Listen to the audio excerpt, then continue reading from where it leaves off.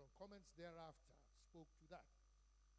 The health commissioners had their own session of discussions, and the issues at hand were, well, there are existing protocols that normally, whether you're a subnational, whether you are a state, whether it's countrywide, those protocols have to be domesticated.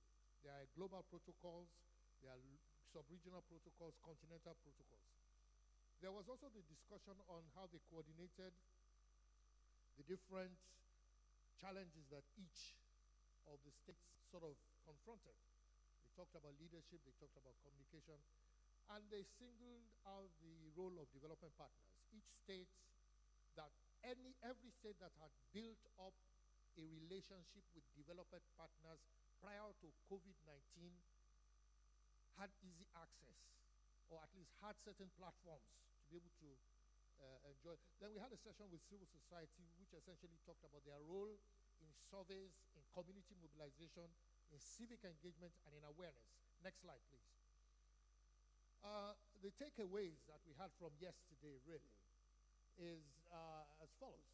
Basically, in tackling emerging health issues like this, there's a factor that has to do with anticipation. A lot of things and a lot of experiences we've had before could actually feed into how we get prepared. The issue of resilience. And that brings us to prioritizing certain aspects of the Sustainable Development Goals, building sustainable cities, the climate action issues, which we sort of alluded to. Dr. Jide Idris was here yesterday, and the principal issue that he sort of shared with us that states, communities, nations, sub-regions should be able to learn from adversity. Could you go back to my slide, please? Thank you. It's the next slide that I'm on. It's the last slide I'm on. Not this one. Could you? Yes. We should learn from adversity, but you don't learn from adversity if you don't document your experiences. So we need documentalists. All this, the Ebola episode was documented in Lagos, and that is why they were able to leverage on some of the information there to build some of the responses. In terms of implementation, nothing gets implemented. I was telling a colleague just now that people don't implement, people don't do what you ask them to do. They do what you actually supervise them to do. But in implementing anything, we did certain factors. We said that there was governance, domestication, and then we recognize the differences in priorities of partner states, partner countries. What Ogun State might have, Lagos State might not have, what AGT might have, Ondo State might not have, and kind of the priorities are. Then, of course, we build relationships. There are certain things we want to avoid, and this is why collaboration is key. We want to avoid duplication of efforts. We want to avoid working across offices. We want to avoid policy incoherence, and we want to avoid policy contradictions. There is no point in Lagos State making a policy in terms of lockdown, and the state is free, or there are counter policies when we should be collaborating. So there must be a platform of policy coherence, and those are the sort of advantages of regional frameworks. Now, we also spoke extensively with civil society yesterday. And the issue boiled down to increasing civil society's engagement in public health emergency operations and the need to involve them in monitoring and surveillance. Civil society groups actually have the opportunity to extend the arms of government and increase power of penetration. So now a critical question that we took up yesterday that we didn't answer exhaustively was a quick question asked by my brother from being there. He says, how do we secure blood samples? And where are the legal regulations, or what are the legal regulations and protocols for evacuation, access, and the use of the samples or the data thereof. And the reason is that blood samples that get misplaced, misused, misdirected, they are usually the substance for biowarfare. It is a security matter. The biosecurity itself is not just about ensuring that the biosphere is secure, but consequences of our operations. How do we make sure that misuse, abuse, leakages do not happen? A vial of COVID-19 out of the laboratory in the wrong hands is the most dangerous affair. We can reverse every effort that has been made. So the question is that what are the legal regulations and what are the issues? How do we secure them in Africa here? Questions came from Sierra Leone, questions came from Guinea. This was the challenge that we need to give. So, ladies and gentlemen, I suspect that I must have reflected a bit of what we did yesterday. I hope this keeps us afresh. Thank you very much. So, on please. Well, if nobody's going to clap for me, say hallelujah. Thank you very much.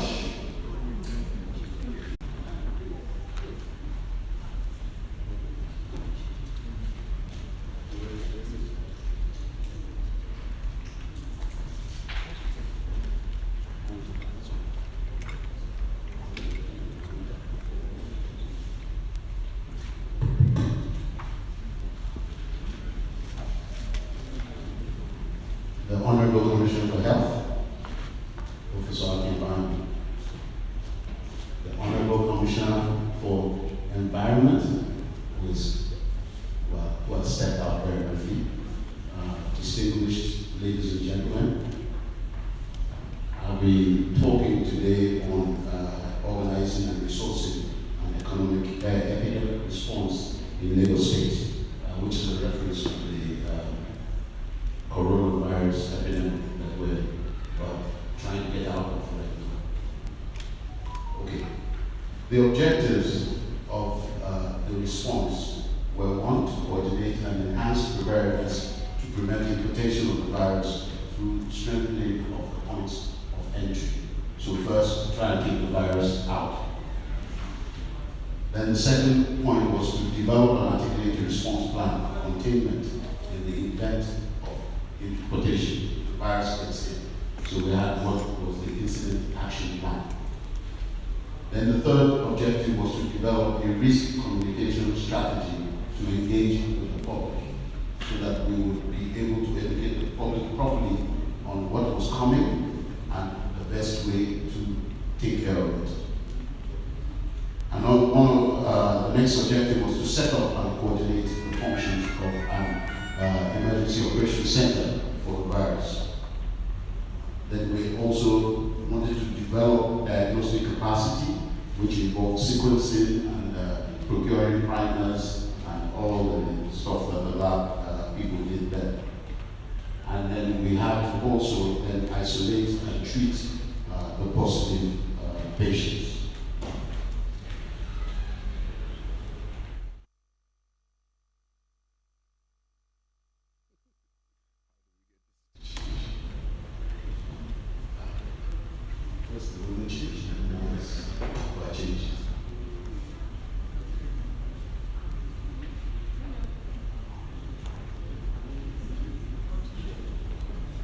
Okay. So I'll just say next. All right, thanks. Okay, so the strategies that we deployed was one, to set up an incident command system and EOC, to build isolation capacity for the infected. Definitely we didn't have isolation centers just waiting around for the epidemic. We had to just build them. Then we had to develop capacity of the health workforce to deal with the epidemic. It was a new thing. We were all learning about it. The people that we were asking to treat people were also just learning about it. And they also had the same fears that the rest of the community had about the virus. So we had to do a lot of training on case management, on infection prevention and control. Then we had to create open communication channels for public access.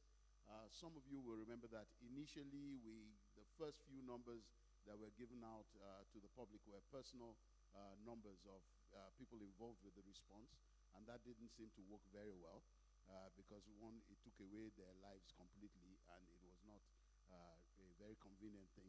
And so we deployed the 08,000 Corona number to the public.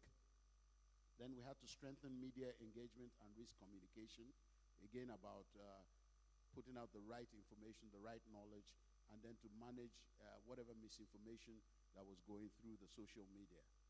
Then we had to procure adequate stocks of PPE and consumables for testing and treatment. All over the world, then PPE was really scarce.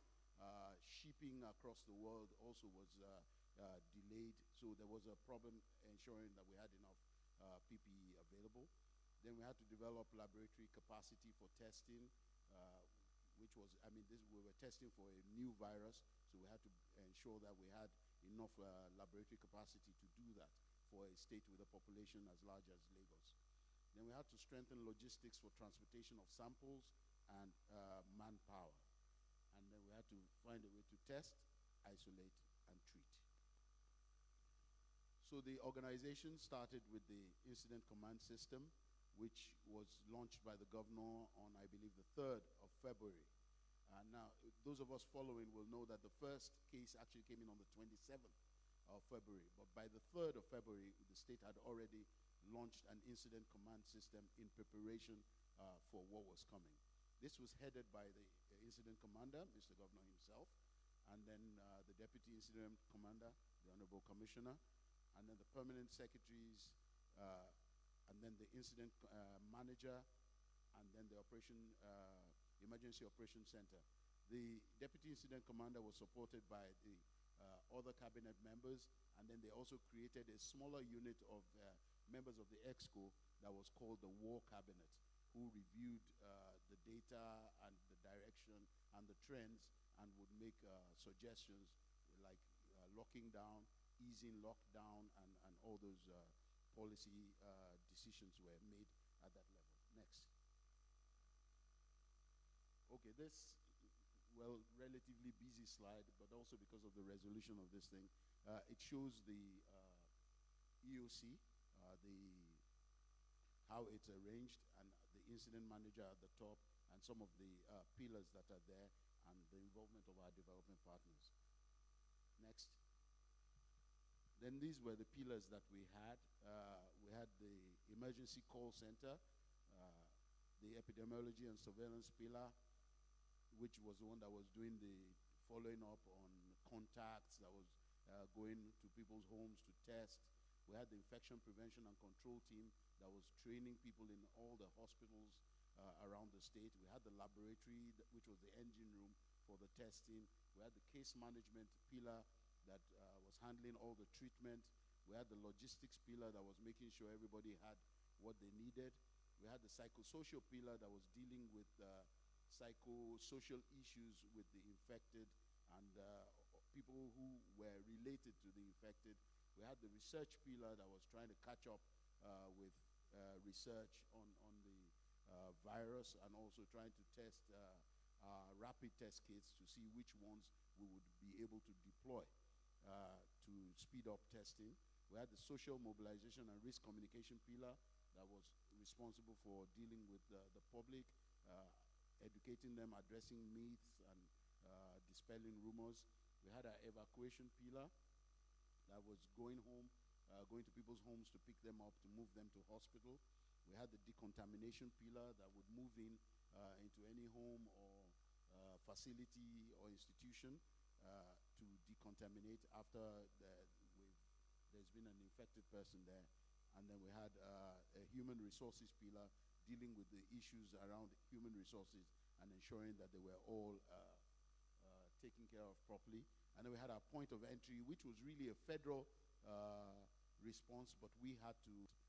And then we had the landmark staff as well, because they were different from the Lagos State staff, but we also included them in that training. Then the capacity building was also done with the private sector. 1,832 private health facilities were sensitized on IPC, and then 177 clinical staff and 120 non-clinical staff were sensitized or trained from the 5 accredited private treatment facilities. And then we had 2 webinars on IPC training for private health facilities and the public as well. They were very, very well attended. Then regarding isolation capacity, we had our IDH in Yaba, which had about 115 isolation beds and a 5-bed ICU. And then we also had an additional 30-bed tent that was created outside. Then we had the Onikon Isolation Center. Next slide, sorry. We had the Onikon Isolation Center. Actually, next one to that, yeah. We had the Onikon Isolation Center, which had a 100-bed holding center and a 10-bed ICU, which was done in partnership with GTB. Then we had staff of Total. Then our public laboratories, we had the Lagos State Biobank, which is one of those things that made the difference in Lagos. Then we had the Center for Human and Zoonotic Virology, CHASV, in Luth. We had the Nigerian Institute of Medical Research, the Central Public Health Library, and then Lagos University Teaching Hospital. Then we had private laboratories because at some point we realized that the public facilities were being overwhelmed, and there was a need to have also some support from the private sector. And so we had a distinction. We had people who needed to be tested would be tested for free in the private hospital, in the public labs. People who wanted to be tested would then have to pay for the test, and they had to go to the private labs. We had 54 Gene, we had Biologics, O2, Total, Cleaner Labs, Clinics, Medbury, SynLab, VCare, AfriGlobal, and Medicare. They were arranged in a consortium coordinated by the Biobank to ensure that standards were kept and that the results could all be gathered into a central data bank. Next slide. Okay, this shows some of the testing results and trends in positivity between March and October, peaking about mid-June and then starting a downward slide.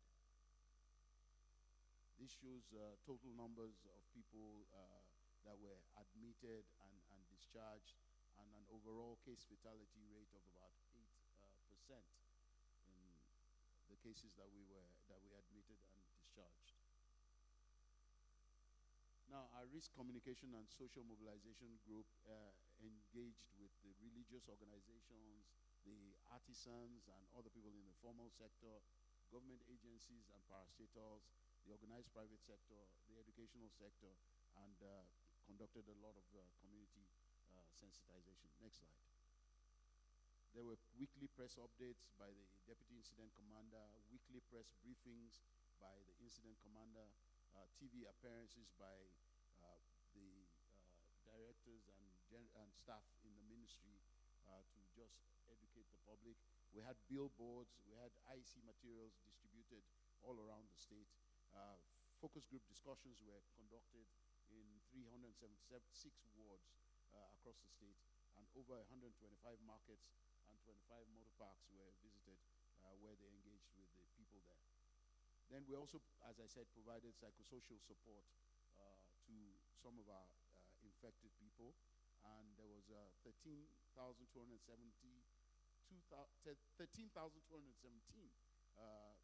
disclosure calls that were made to people disclosing their status or the outcome of their test. Then 1,400 inpatients received psychosocial support in the isolation centers.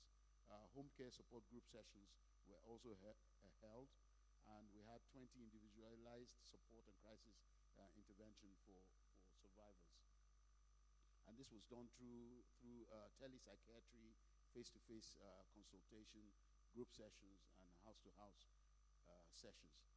This is just to talk a little about the quantum of resources that went into it, but I'm only referring in this case to the cost of the human resources alone, not even the equipment or the consumables that were used, because we had to pay allowances, we had to feed, we had to accommodate, and it wasn't cheap dealing with this. This shows some of the figures from March to August.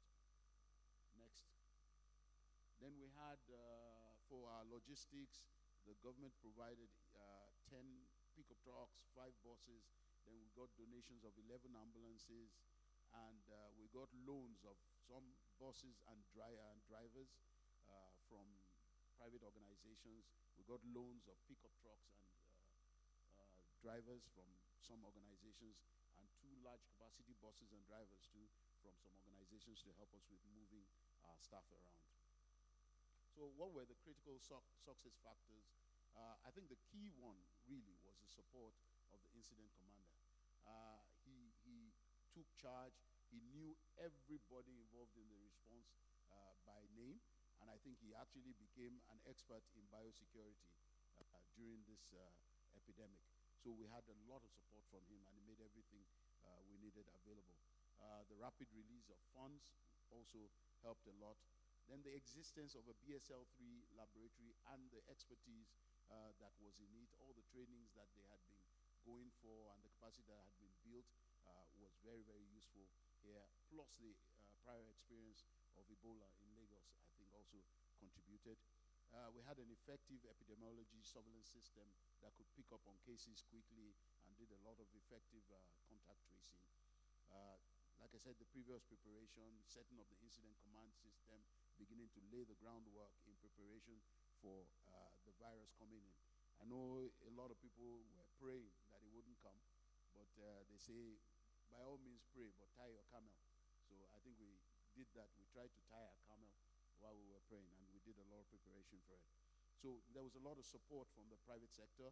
At some point in the epidemic, we really didn't need to buy that much in terms of consumables anymore. We were just using the consumables that were donated from the private sector. And then we had a lot of support from our development partners who were a key part of the EOC.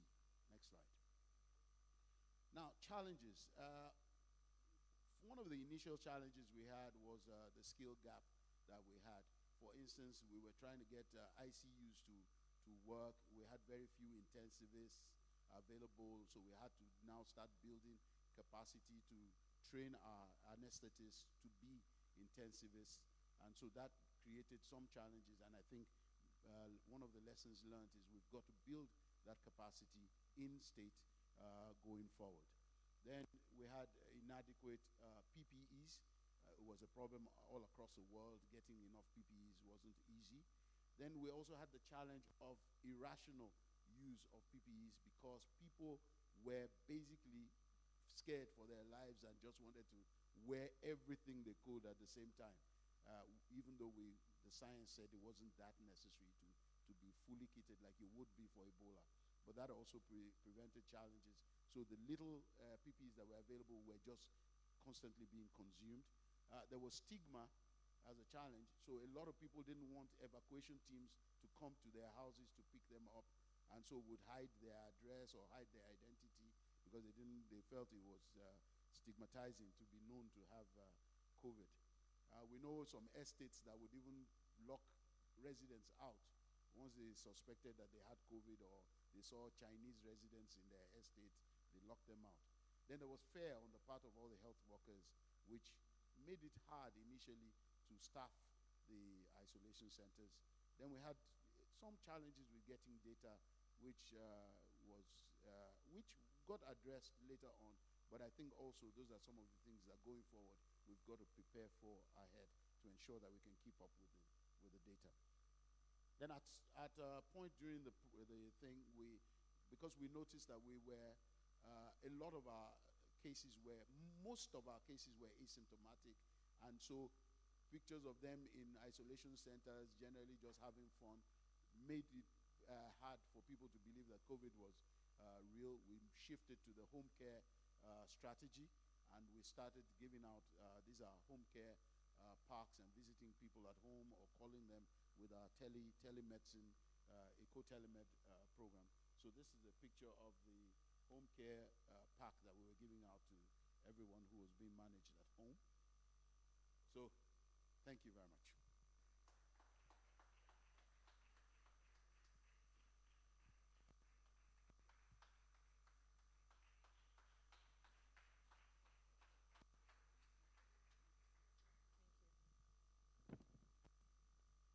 Please put your hands together once again.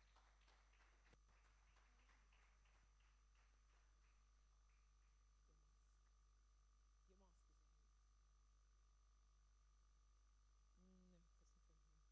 No, that's not from here. Well, good morning, everyone. I'm going to ask you to please put your hands together once again for him. We need to get this room started. Yes, I know it's a bit cold in here, and I already see it's really going to be more exciting than what we had yesterday. I see that already happening. There's a whole lot. We all shared our expectations yesterday as well, and I'm sure those questions will be answered today. Fantastic effort there by the Lagos State government to contain and manage this virus in Lagos State. The battle is still on. Of course, that awareness is still being created. People still need to come to terms with what we have with us as the government plays its own part as well. I'm just going to announce some house rules. I think we forgot to do that earlier on. Let's have all our phones on silent, please. Yesterday it was, I don't know, we just had all sorts of tunes coming from everywhere. It's a conference, let's just put our phones on silent. If you need to step out to make a call, please just do that and not do it in here. Let me apologize, I did not introduce myself today. My name is Onyi Sunday, and yes, I'm a co-compare working with Dr. Shino today on this particular conference. Again, welcome. Let's also understand that if you need to use the loo, just step outside the door behind you and take the lift or the staircase to the floor directly beneath us. And there are safety exits, emergency exits rather, behind these two doors, and I'm sure one outside the door as well. We do not have lots of ushers around, but it's really very easy for you to find your way outside the hall. Please, all phones on silent once again. Yesterday, we had a very interesting audience here. I just want to say a very big thank you to everyone who stayed to the very end. Abstract presentations didn't take place yesterday, but I'm sure we will have them today because we really need to hear those presentations. We need to get abstracts from those researches that have been done, and I'm sure we will do it today. We have said a lot, really, about biosecurity and the fact that it's not a one-man show. It's about humanity. It's about everything, really, that has to do with humanity. We do not live in a vacuum. There's an environment we're working with. Of course, land and aquatic animals are all involved. The plants, everything we talk about. Then, I was reading up something today and it said it's impossible to discuss biosecurity and its impact on human, animal, and aquatic life without talking about the environment where we live, breathe, and interact as well. Okay. Where we live, breathe, and interact as well. I like the fact that we started with the first line. I think that was where Doctor was just giving a summary of yesterday's discussion and says there's no one at the top of the food chain. Nobody. I mean, we all interrelated. We all interact, and what affects the other person affects us.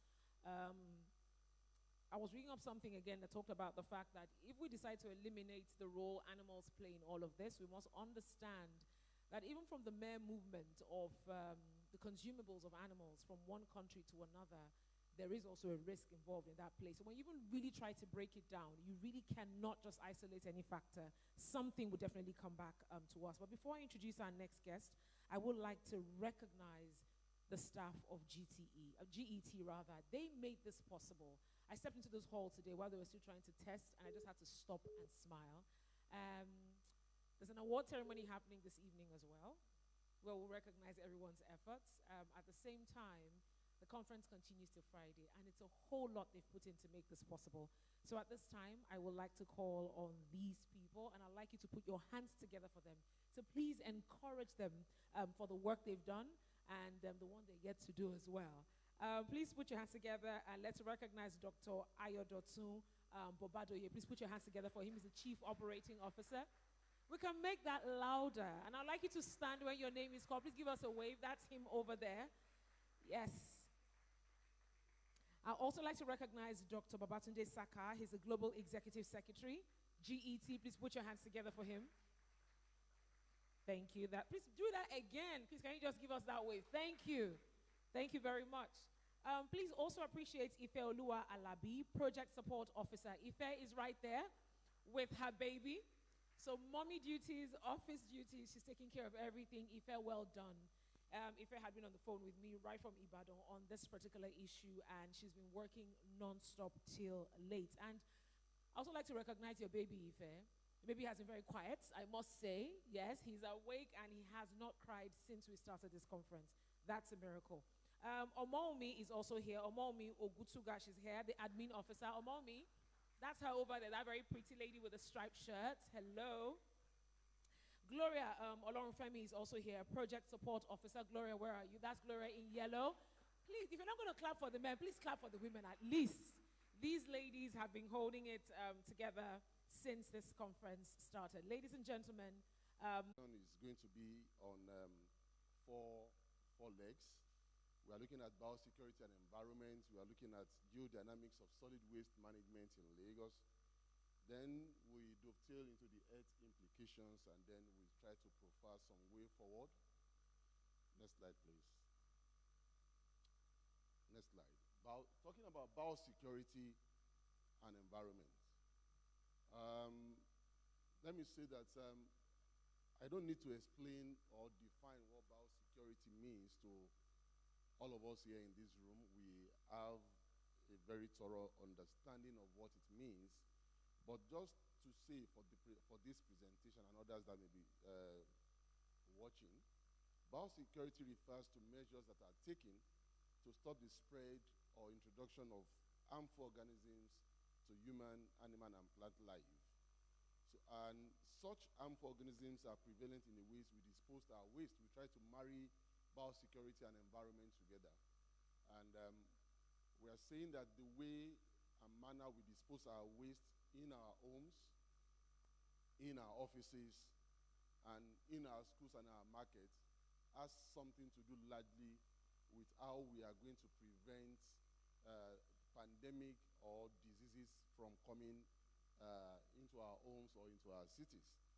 And this COVID-19 pandemic is an eye-opener, and it has, research has shown that it has increased environmental challenges, particularly in the area that we are working on, waste management, for instance, and also hazardous biomedical waste management.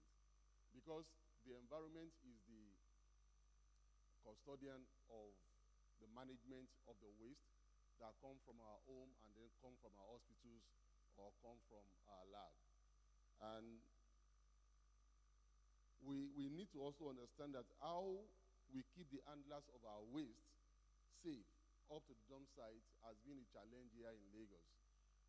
If we look at the history of waste management in Lagos from the era of the Tinubu administration up to this time, we have been trying to reinvent policies, working on the policies to make sure that waste management in Lagos is up to par with other developed countries or developing nations.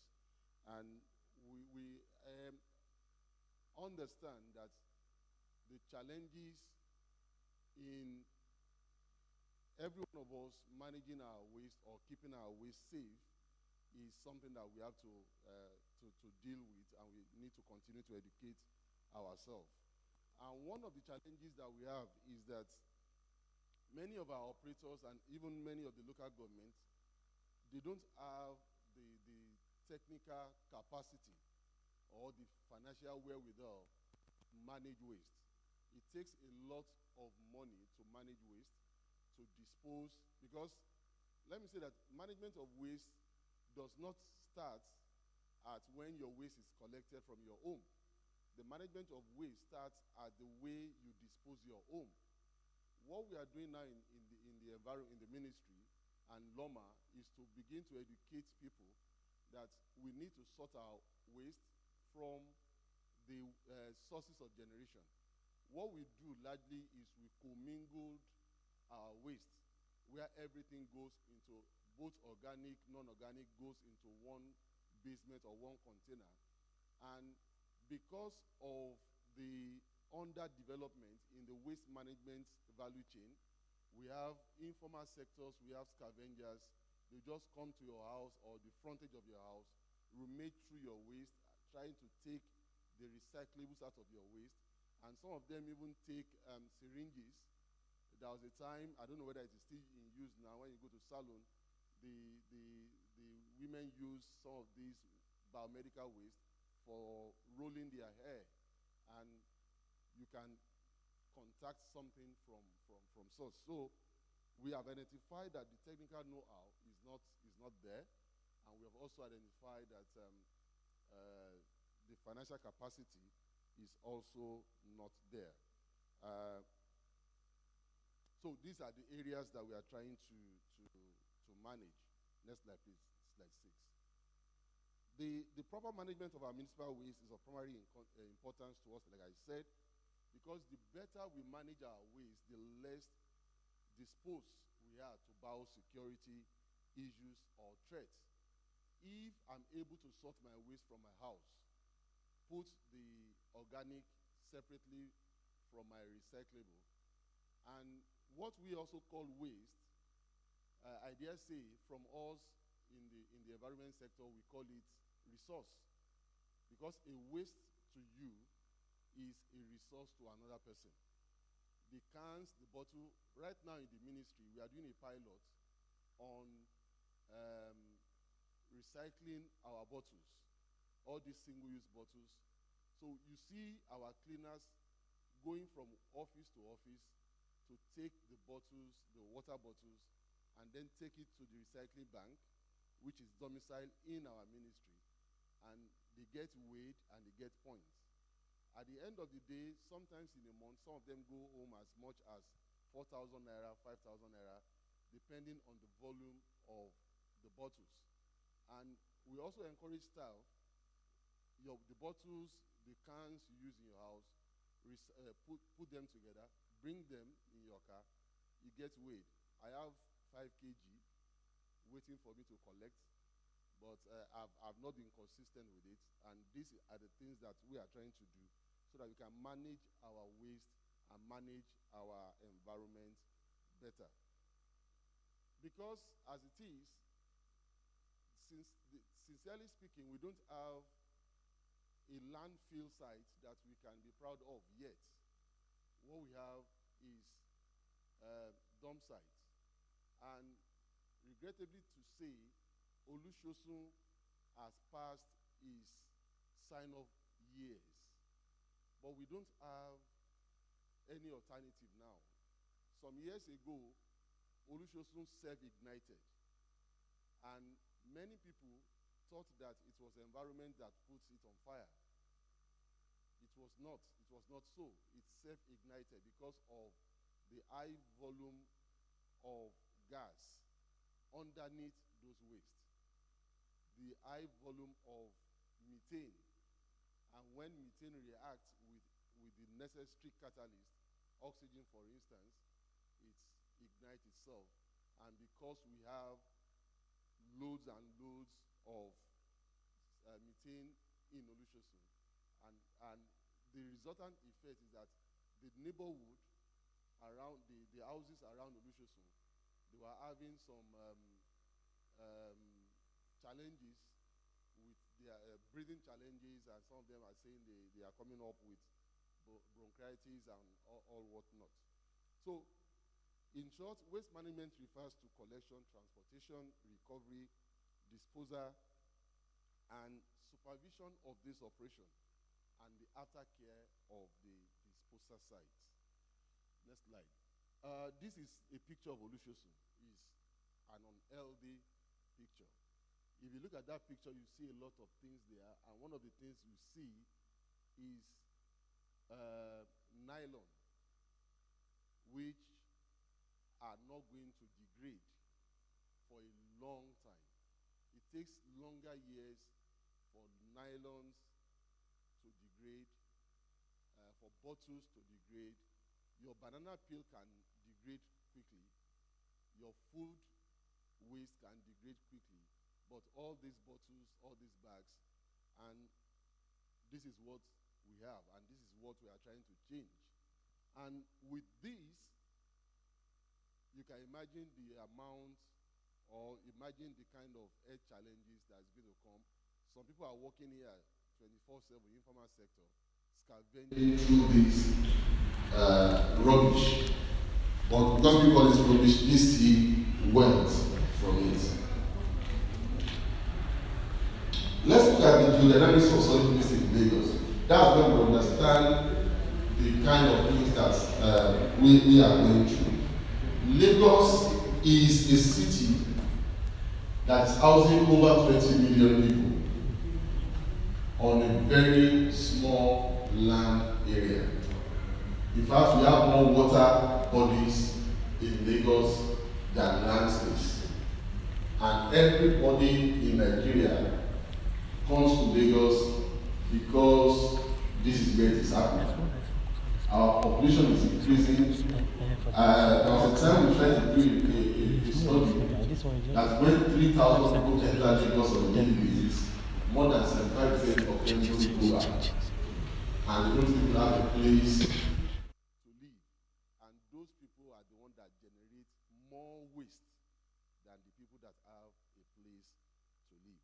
So this congestion and the overpopulation that we are talking about, and then the high volume of waste that are generated cannot be just wished away.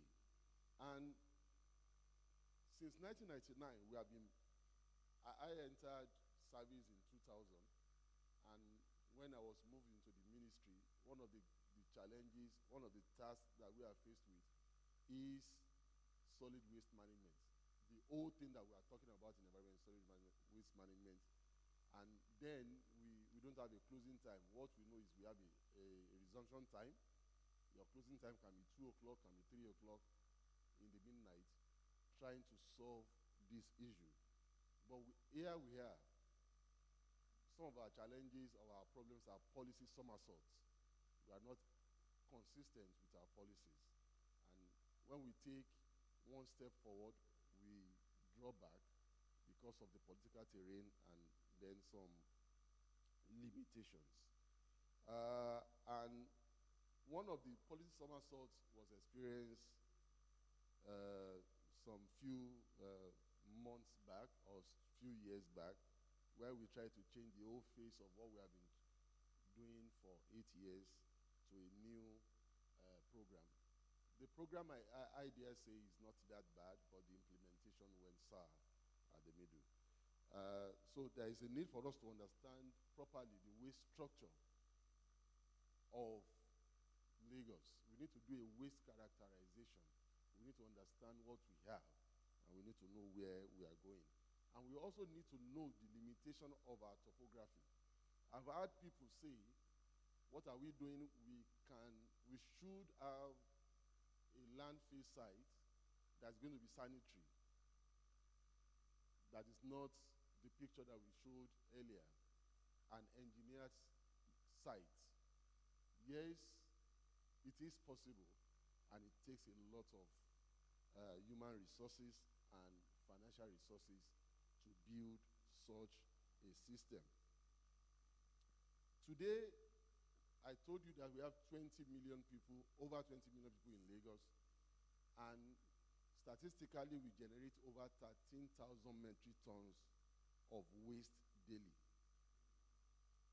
And this is a strain on our resources, it's a strain on our infrastructure, because building a landfill site, when you look at the topography of Lagos, I said we have more water body than the land area.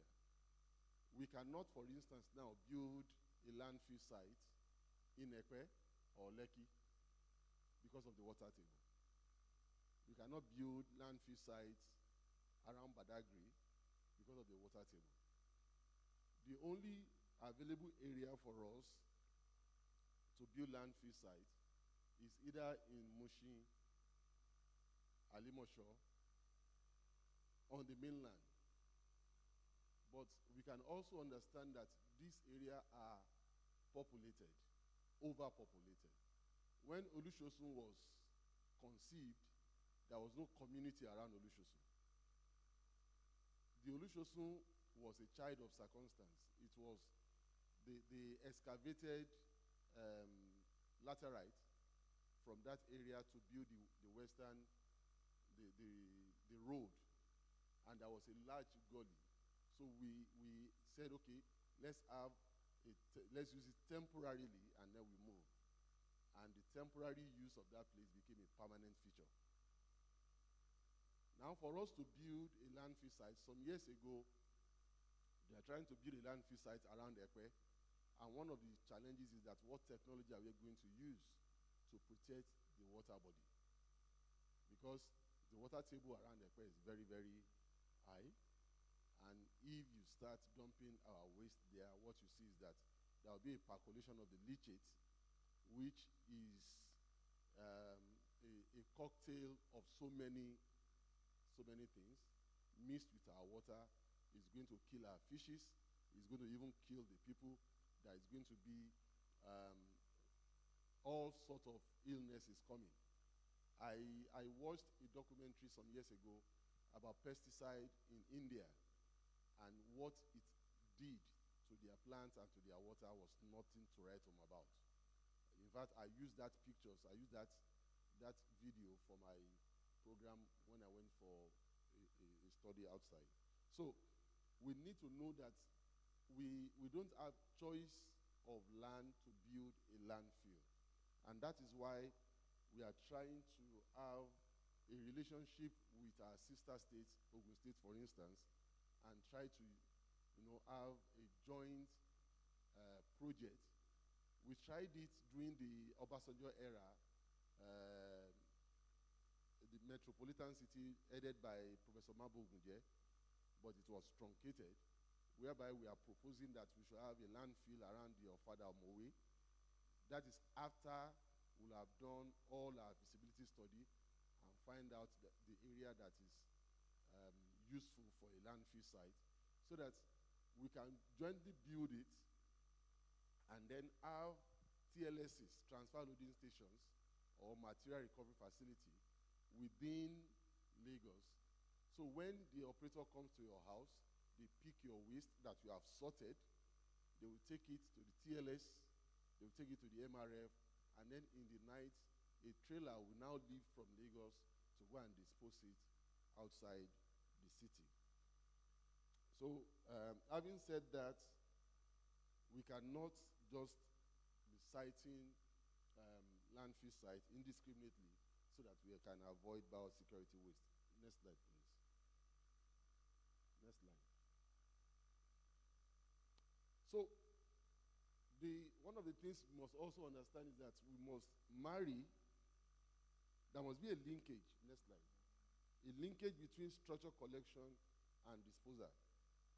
The first thing we did was to account for most of our waste, that is the takeoff and the landing. And then we got the local government to empower the states to take over due to capacity problem. That's one of the areas that we try to take the issue of waste management in 2003. Because by constitution, it is the prerogative of local government to manage waste, municipal solid waste. But the Lagos state saw that they cannot handle it, and then we have to just take it over from them. And then we started doing the things that we need to do. But like I said, we had a policy somersault 4 years ago, or the last administration, and then we had a fantastic build-up, but implementation was something else. I cannot divorce myself from that policy somersault because I was one of the primary agents of designing that program. Next slide, health implication. According to the National Center for Biotechnology Information, the COVID-19 pandemic and government policies to contain the spread of virus have caused a global economic recession and have also generated an enormous amount of medical waste. Unsafe disposal of healthcare waste not only pollutes the environment, but also helps the spread of infectious disease, such as hepatitis, HIV and AIDS, cholera, typhoid, and respiratory complications, which are mainly caused by the reusing of the disposed medical equipment or by scavenging the medical waste, as reported in different countries. This was quoted from WHO 2018 report. I've talked about informal sector going to the landfill, coming to our houses to scavenge through our waste. And when you talk to them, even what we have now, we try to educate the operators on the need for them to adequately equip their workers. And when they provide the PPE for the workers, you see that most of them will just dump it in the truck. They will not use it. They tell you that it's inconveniencing. So the methodology of waste handling in Nigeria, I've seen, or in Lagos particular, I've seen that we expose ourselves to too much risk, because the way we do things is not the way we should do it. In a proper climb, Olusosun should be closed down. But if we close down Olusosun, there is no place to dump. And it will not be wise for us to close down Olusosun when we don't have an alternative. The NSAS protest and the violence that erupted after, you can see what happened within 1 month. The amount of waste, when we are generating 13,000 tons of waste a day, and there is no place to put it. My bin at home was overfilled. I was overwhelmed with the odor from the waste and the rodents. I had to battle one rat for over 2 months in my house. I used all manners of poison. The thing did not, it will eat the poison and it will not die. So one day, maybe God just heard my prayer. The rat ate the window net and went out itself. And quickly I patched it up so that it will not come in again. So you can imagine when we have volumes and volumes of waste lying around, the kind of disease that will be going around in the city, the way forward. In order to address the issue of waste management, which we think is critical to biosecurity, I have mentioned some of this when I was talking. We are advocating for waste segregation. We have different colors of bags to separate our waste. Let us, even if you don't have the luxury of buying the bags, you can buy a container and write on the container plastic, write on the container cans, and then general waste. By the time you do this, I'm telling you, your bottles, your cans will generate money for you. And some people even use their organic waste as manure in their house, as compost. If you live in your own house, we are advocating that you don't, turn everything to brick. Have a little garden, have a little hole. You'll be pouring your organic waste and be turning it over. After a few weeks, you have manure. So we are advocating for waste segregation and recycling. In about 2 weeks' time, we will be doing our stakeholders engagement on plastic policy in Lagos. We have a draft already. We want to go through it. And then as soon as work is done, we will ask Mr. Governor to sign it, and then we know I'm rounding off. Thank you, sir. Then we are also planning for establishment of TLS and MRF. TLS are warehouse for waste. MRF is where the waste are separated. The ones going to landfill will go. I was in a MRF facility in South Africa, and I was amazed at what they do. When they have separated all the waste, the ones that are remaining, they build the other organic waste and store it in a warehouse. And when I asked a question, they said they are discussing with a company or a factory that is going to buy those baled waste to fire their turbines. So there is no waste at all. What we see is resources. And then waste conversion, turning waste to energy, turning waste to wealth. We have such in Odogunyo some years ago, and then develop integrated waste management facility, like I said, with Ogun State is an option for us. The management of medical waste is very, very critical to us, and then training the professionals on how to handle them. Then building technical capacity in the local government, because they are closer to the people, we need to build their capacity. We are also doing public enlightenment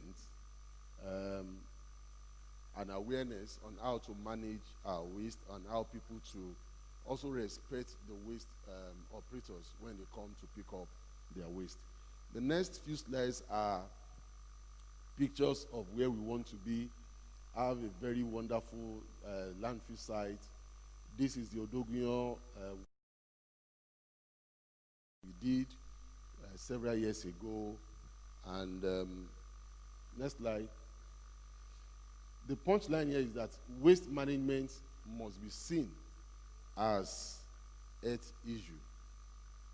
When we take care of our waste, we have a generous nation, we have a healthy state, and a wealthy people. Thank you very much.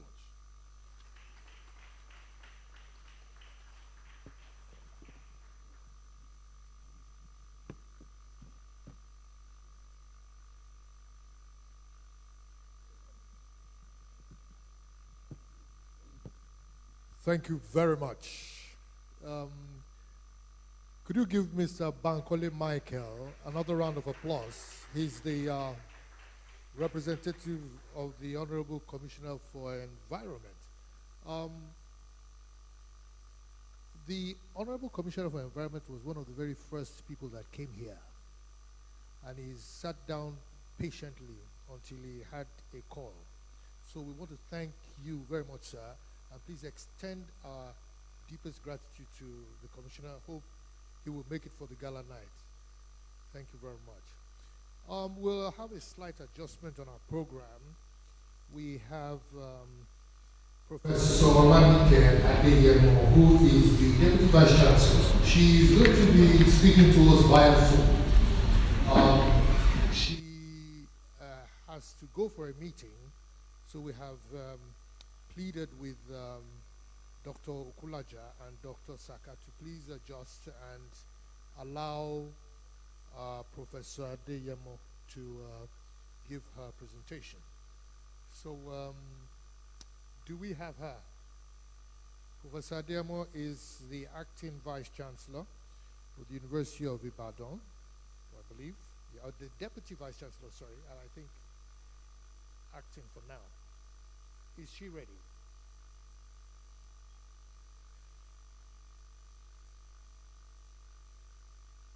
Prof, can you hear us?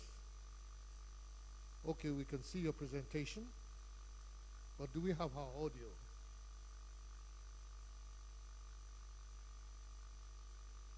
Can we get her audio?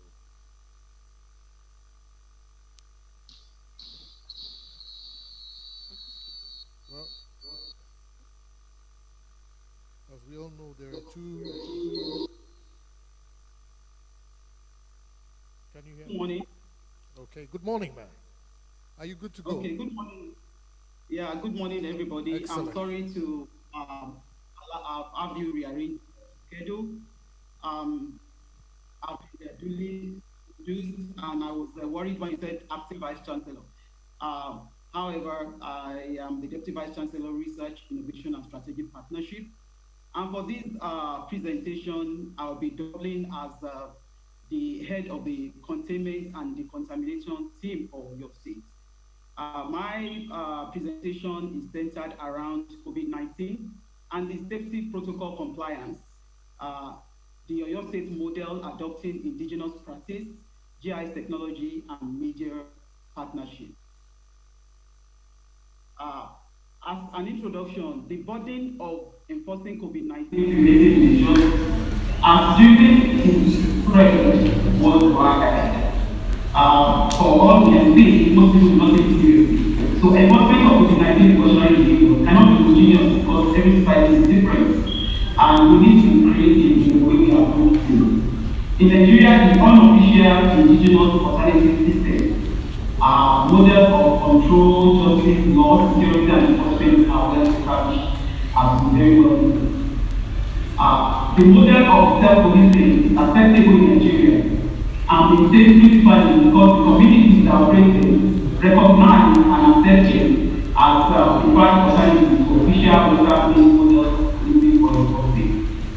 And I'll give you the background. The Oyo State Governor of the Excellency was not very particular about policing the enforcement of precautionary behavior. One, because of some of the incidents that already happened in other states, the police brutality, the overt enforcement. We decided on this around because of that. In Nigeria, we know that several stations that regulate operations of transport workers, market, etc., they self-police themselves. For example, if they have a way of collecting tariffs from each other, on Thursdays in Ibadan, you go to the market before 11, 12, to be closed because we have what we call the sanitation.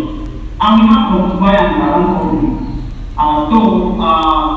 This presentation represents this approach deployed for the containment of COVID-19 in those states.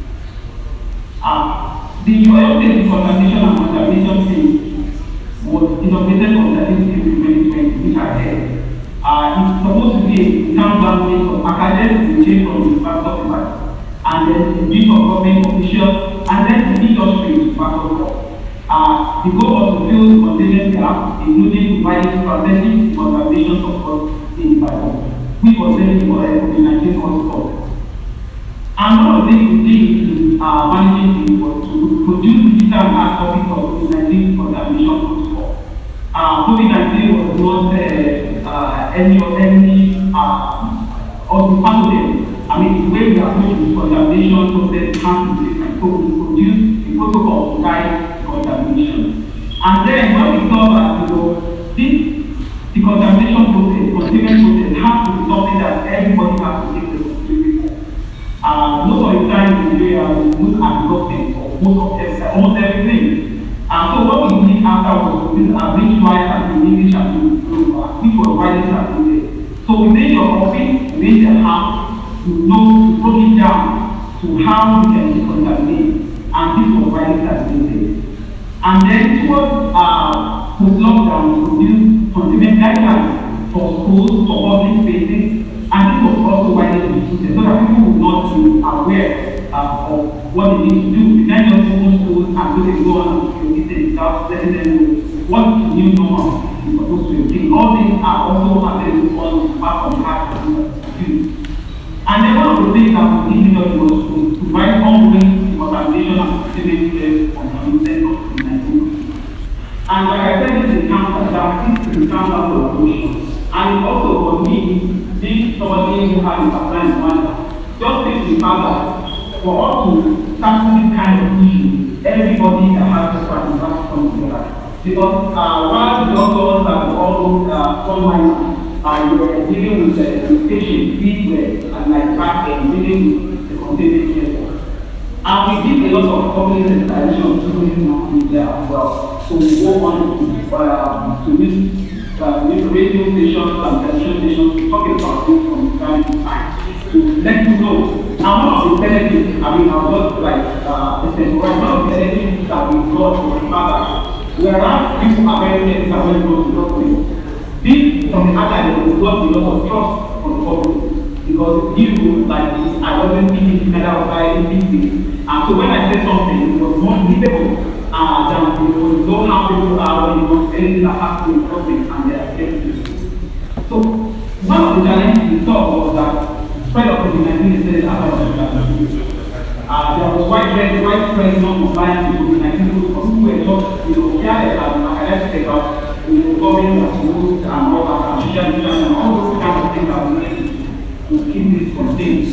And this just shows the what analysis that it is more effective, showing that COVID-19 are extended all over our nation, all the local governments.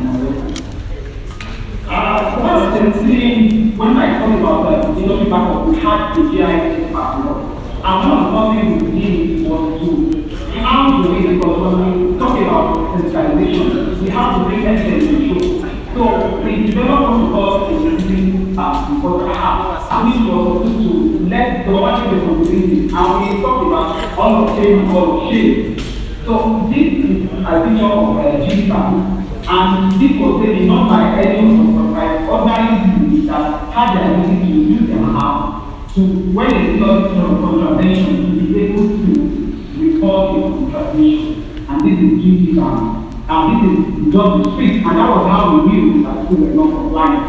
It was very, very funny because the figure on your right shows the marginal profit of from any part of the street.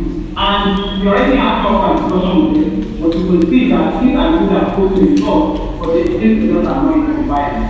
So because all this is from ordinary regular people, based on the massive legislation that we have, and based on the this is really important that we put out there that makes people be able to take responsibility and say, see, they are contravening the social and so. But with this picture, there were implications and implications as well. They need to this happen, this happen, this time.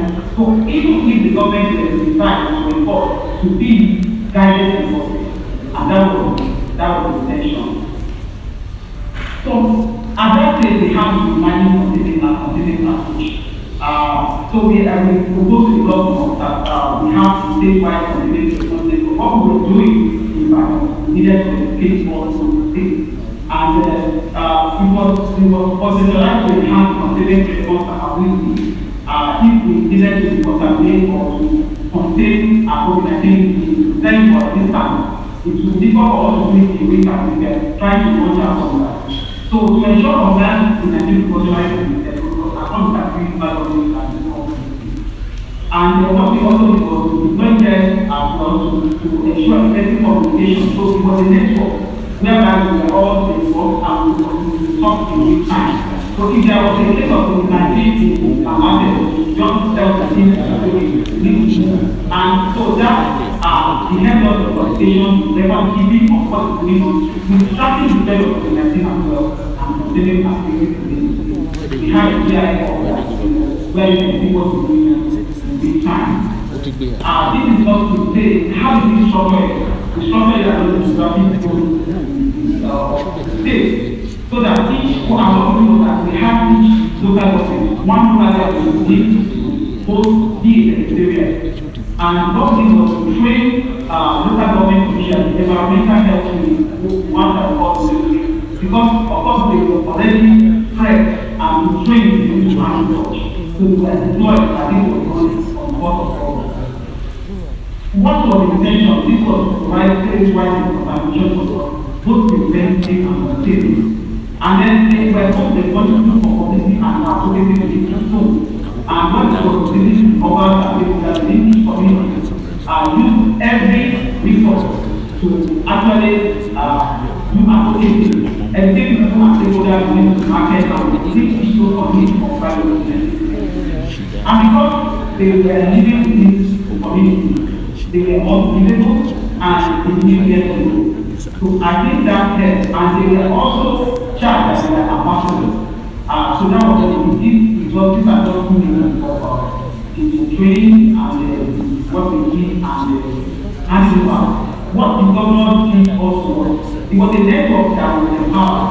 They had all the tools for the work by the state for each team to be able to function effectively.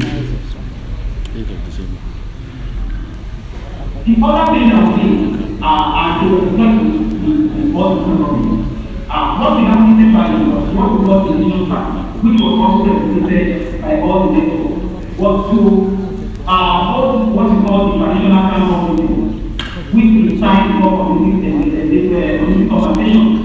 So what we did was explore the initial practice of self-policing, which was already in the system. We all know how when you are driving with goals, you have people at different levels, collecting tithes from starting level, from higher. So if they can actually implement this law, then we can use that system for them to enforce the behavioral protocol. And what we did when we had the meeting was to model the action to deploy the internal system to enforce the show compliance and then to comply with the guidelines. And nothing we did to them was like it was the outcome. What we found out was the starting of the statewide contribution reform, whether it requires heroes or activities and deploying of statewide commission people, because those who think those who also regulated what we need centrally. Community conversation was found to be useful for gathering information to be able to talk to them, to find out where the gaps are, what was the problem, what the government issues have been, to make sure that the functionality and the protocols are fixed and compliant. And it was found to be community and network community. And testimonial showed that the network was effective in good outcome in terms of response to contamination, containment, and activities. The COVID-19 containment compliance system is important. Investigative reporting and marketing are highly effective for monitoring and evaluation of outcomes of contamination. They also provide evidence of meeting out incentive and incentive measures towards COVID-19 containment as necessary. Instead of, like I said, this is out of our now, this is out of our things that are still to the site. And they were very, very enthusiastic, they were very specific in environmental hygiene that were restored. They also had their own town hall meeting, this was the day of all meeting, they set over chiefs just to get them to comply. We can say that when there is a very good period, and science advice are very challenging because in the face of COVID-19, because of the complexity, uncertainty, and public the pandemic. And that is what the agency was trying to do with this advise the government and to actually support the government to be able to do the right thing for the people. The statewide containment response to make us deploy the fast response to president and response. And it's still fast-tracking. This time we have knowledge that is positive to go to the house and all those things because we have the system shape so easy. And because they don't have to pay for it, because it's not something you get to pay for. The only time you pay if you want to do the best things, like you have a school and just want them to come in. And most of the schools is actually encouraging because they are training because the contamination is not what to do the matter of what you have students. And then you have everything. If you want to actually detect it, you're supposed to write down everything of it and do that. And that also we have to go there to train and encourage them to get their own fogging machine, which is very, very effective to be able to do it, to be able to test the staff and students. International practice is leading towards the need of public and private security to deal with citizens concerns about public space, specific cost and what time. So embedding COVID-19 containment in an indigenous and grassroots-driven approach was found to be more appropriate and quite effective in ensuring compliance with COVID-19. An effective response to COVID-19 requires physical access to timely and accurate mutation-specific information to address the spread of the virus which the network needs. And the GI technology was very valuable in real-time tracking, reporting, feedback, and archiving of data to ensure revenue and quality. In conclusion, COVID-19 is the greatest pandemic in starting of information and studies and learning from the next stable futures. It is therefore important to implement lessons learned, identifying the evidence strategy and the strengths of Africa based on our unique tradition, culture, and geography. Community conversation is thereby recommended and a tool for research for both advocating and educating as we deploy to promote compliance with COVID-19 operational. Also recommended is selective enforcement. And why we say this is because in definitely the executive order of the leadership candidate so protective of the citizens that it doesn't want any enforcement at all. So this is the one of the challenges for the group because whether you like or not, there has to be some level of enforcement. So we can trust people with a little effect to do what they want, but it's just the way there has to be some level of enforcement. So what we are proposing is that, like we said, every group is organized in and so we we can also part of leadership policy that we take responsibility.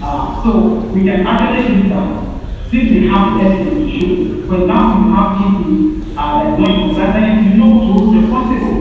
So we are also proposing that although we want to encourage citizens to do the right thing, this also is very easy in case we need to this evidence.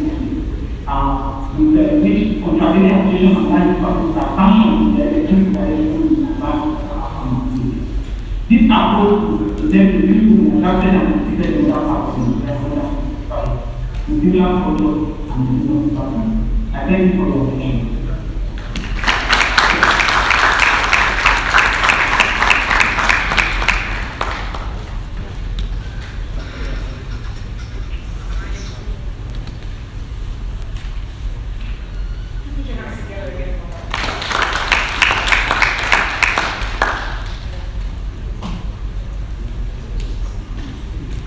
Hello.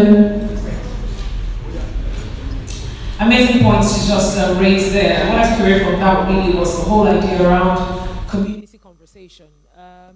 It doesn't really matter how your plans really look pretty on paper. The idea really is to work towards having a safe community, having citizens in your state not become, what would I call them, disease vectors themselves.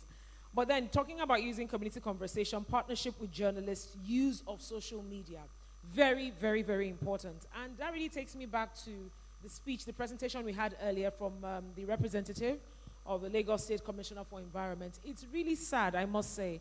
Some of the issues he mentioned are issues we're dealing with, let me say, 10 years after.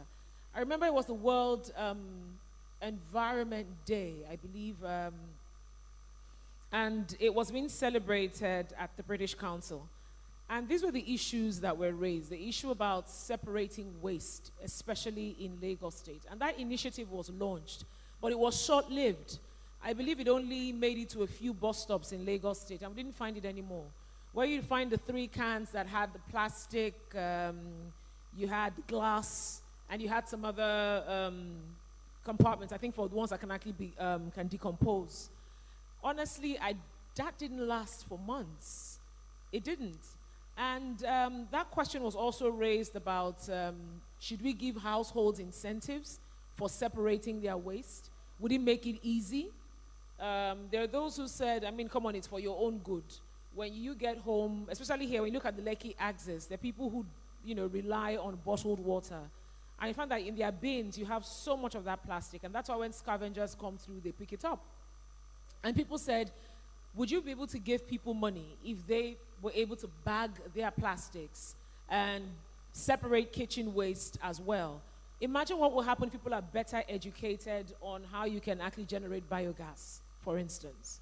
We're talking about the absence of landfills. We're talking about working with Ogun State. What if people understood that in every community, there's a possibility that, waste can be gathered within an estate and converted to biogas for them to use?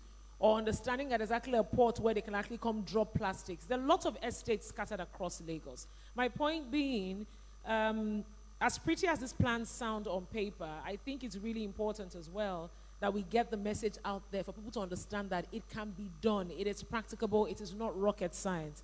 People really do not understand what they have in their kitchens. Imagine having that kind of thing to convert waste in our abattoirs in Lagos, for instance.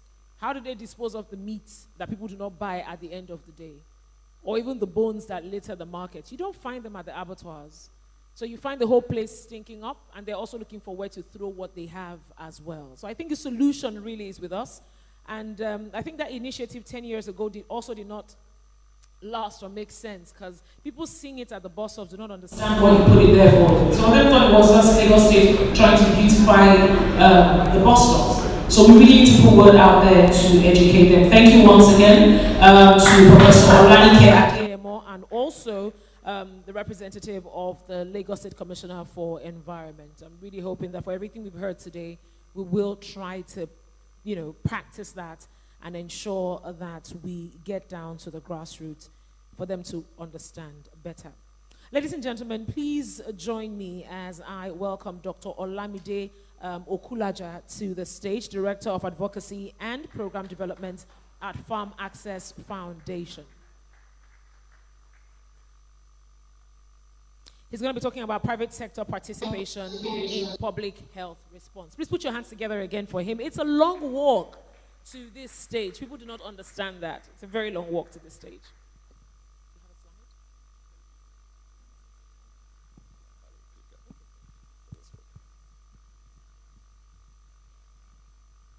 Good morning, everyone.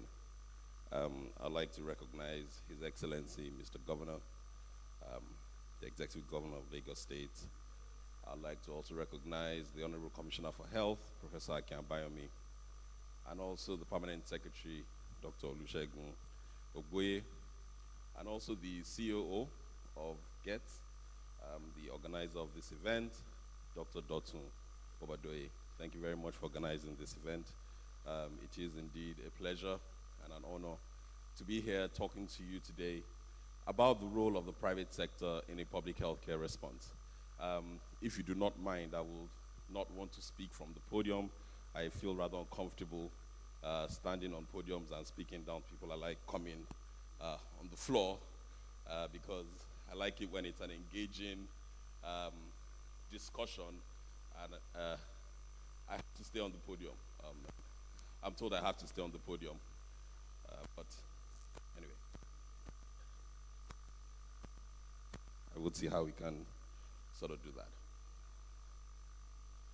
And the clicker is also not working. Okay, maybe you just help me change the slides.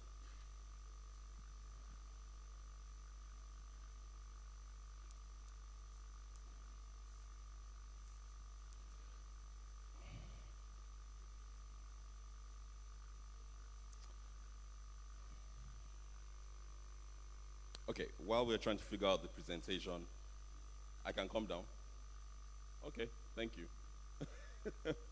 While we're trying to figure out the presentation, I'd like to talk about the private sector very briefly. Definitely I have an outline, and hopefully at some point in time, the presentation would come up. But the private sector is a very dynamic entity. And a lot of times, the private sector is underestimated in terms of the contributions to any form of intervention. So, for example, a lot of times you look at the private sector, it's seen mostly as a profiteering entity that only does things for incentives.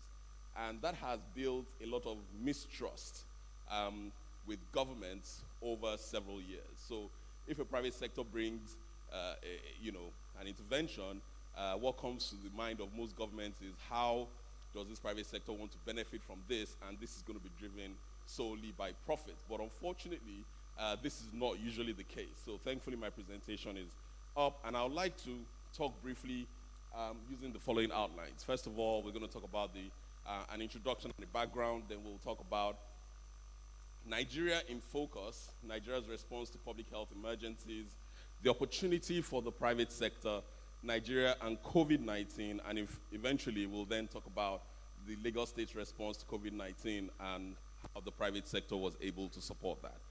Can I have the next slide? Pardon? Oh, I should try it. I think I left it up there.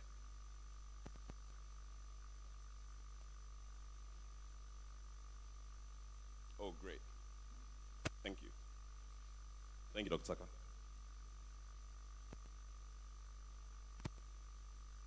Now it's not working.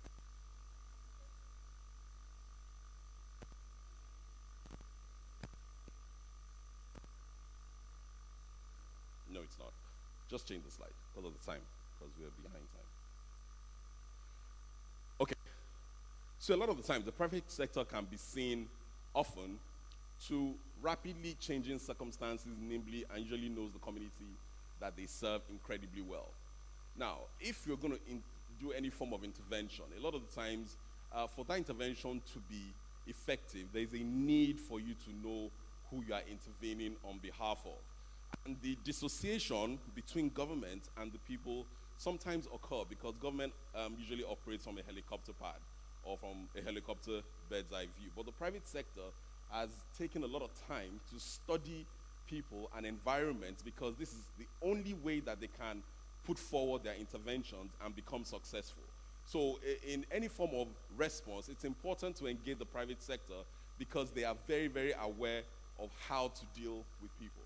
And as such, amidst an emergency, there's an opportunity for private organizations to step in and fill in any gaps. The public sector takes an enormous burden sometimes to do this on their own. But unfortunately, a lot of times with dwindling resources and of course with a limitation in human resources available, this becomes a Herculean process, and they work tirelessly to respond to emergencies. But the private sector sees its role, and especially when it operates in affected regions, to surge alongside public sector, pivot nimbly and augment public efforts, thereby enhancing the public response and creating some level of support. So what is important is that a lot of times we're fast and rapidly filling gaps to supplement public sector efforts by getting around bureaucracy. One of the things that we really understand is that in government there is bureaucracy, and rightfully so. There's a need for bureaucracy because here you're dealing with public sector funds. And for public sector funds, you need to be accountable. So for the governor to release funds, you cannot hear that, okay, there is something happening over there and the governor signs a check and says, go to the bank, withdraw the money and go and cater to it. There needs to be a process because of course there's audits and there's a lot of things that are coming on board. But this is wherein lies the opportunity for private sector. But because the private sector is not burdened by a lot of this. So you can leverage on the non-bureaucratic steps of the private sector to quickly respond to emergencies during a public healthcare emergency. So while there have been many examples of public-private sectors working well together, too often the public sector is looked a lot as a supplier, notably of money and medicine, which is frustrating because the private sector wants to and can help in other ways. So a lot of times when the government wants to work with the private sector, what they think about is how can we raise money from the private sector? What they think about is how can we get supply-side interventions from the private sector? But the private sector wants to do more. They just don't want to give you money. They just don't want to offer their services. They also want to be involved in the definition of that strategy because they have a lot of experience to actually play with deploying the emergency response. And I'm next slide. So let's look at Nigeria in focus. In 2017, the Joint External Evaluation of International Health Regulations showed that Nigeria's level of readiness stood at 39% for any public health care response. That same process was carried out in 2019 and showed an improvement in the score of 46% as at 2019, last year. Please move on. Despite clear evidence that prevention is more cost-effective than response, we remain trapped in a cycle of panic and neglect. Why? The only time that money gets released for healthcare, the only time that we see significant movement in healthcare, especially the financing, is when there's an emergency. Now, something happened during COVID. Nigeria has been advocating for more financing for healthcare without any success. In less than 2 weeks, Nigeria deployed 10 billion for COVID. So, it shows that we are very reactionary and not proactive. If that money had been put into a system before we were hit with COVID, we might not actually require that much more. And we might actually have a system that actually works. We tend to spend money to respond to outbreaks when they occur, but fail to sustain investment in preparedness when the panic subsides. So for example, one of the things that we're hearing about is a term that has just been coined. It's called COVID fatigue. Which basically means that, you know what, I spent enough money on COVID, I'm done. We need to focus on something else. And that, thank you, there's one.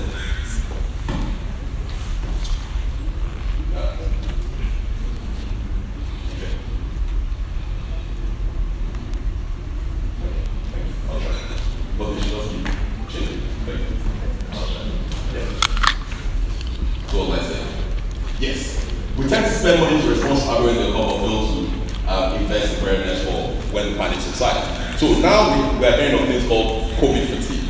And I'm sure one of the things that the Commissioner will have to battle for is when he goes to the governor now to say, okay, I need more money for health, he will be told to shield because I need to, respond to other sectors, right? And you also have other sectors saying, aha, we spend so much money on health. It's the only health that is in this government.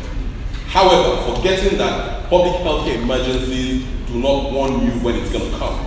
It also does not give you a time break. It doesn't say, okay, COVID happened in 2020, I'm not going to come back till 2022. We will be surprised that we might just have another outbreak in December. And then what do we do?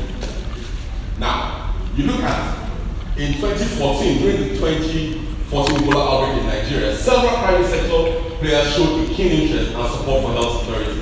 And during the 2020 COVID-19 pandemic, the private sector also played a prominent role in supporting the response. Clearly, Nigeria's highly acclaimed successful response could not have been possible without the critical role that the private sector played. Using it. Just leave it. We are not using it.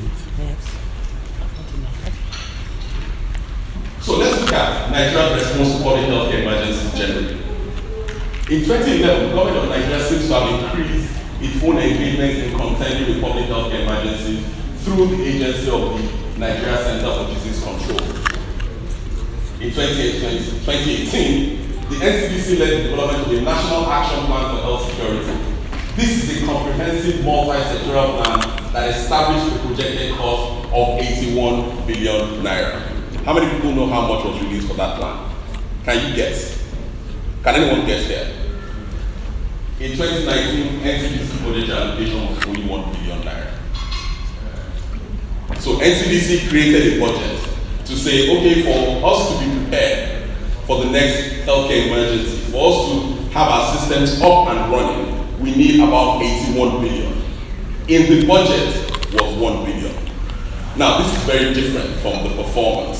So I'm sure it's going to be a very different conversation when you talk to NCDC and find out how much is actually released out of that 1 billion. It's unlikely that this was, in the unlikely case that this was multiplied by 10, the country's National Public Health Institute will still not have the funds required to protect us from outbreaks. So if we were able to change that and say, okay, you know what, 1 billion, let's multiply by 10, they will still not have the requisite funding to do this. This further highlights the need for public-private partnerships. Now, a lot of times we tend to blame government to say, oh, when NCDC put 81 billion, why did we put only 1 billion? Of course, they only give what they have at the end of the day. They can't give much more than that. But fortunately, the private sector in this country is very vibrant. The ratio of GDP to tax in this country is 6%, which means that private sector contributes the very state that this country lies on. So what are the opportunities for private sector participation? A lot of times, when an outbreak occurs, the assumption is that if private sector wants to join, it's because it wants to benefit in terms of profiteering. But one thing we also need to understand is that it's very obvious that when private sectors and businesses are high risk of severe losses when there's a major outbreak. We also what happened during the coronavirus. Businesses shut down, businesses were closed, and in fact, even though EndSARS was a physical outbreak, right, we saw what happened to businesses.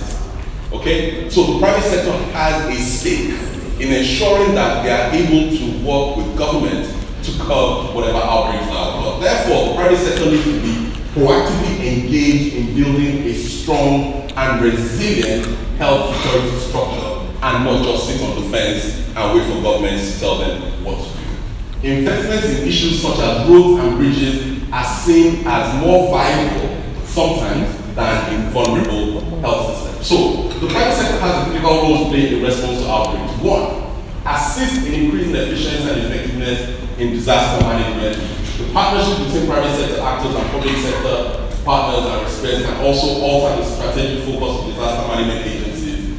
Public-private partnerships can reduce the burden placed on governments to provide certain goods and services immediately, and over time, permitting the public sector to focus on other important strategic priorities. And for-profit businesses can provide important templates informing the design of public sector programs. So a quick we look at Nigeria and COVID-19, COVID-19 has surfaced, and it is a wake-up call for each and every one of us to look at the Nigerian healthcare system inside, but rather, and as a continuum of care where public and private sectors can collaborate to come together and strengthen the healthcare system. So this is an opportunity for private and public to form a significant partnership that can move this forward. And COVID-19 in itself, I mean, according to Winston Churchill, I'm sure a lot of people have heard this, let's not waste a good crisis, right? We can use COVID-19 as that catalyst that can change the world that we otherwise have seen 10 years down the line.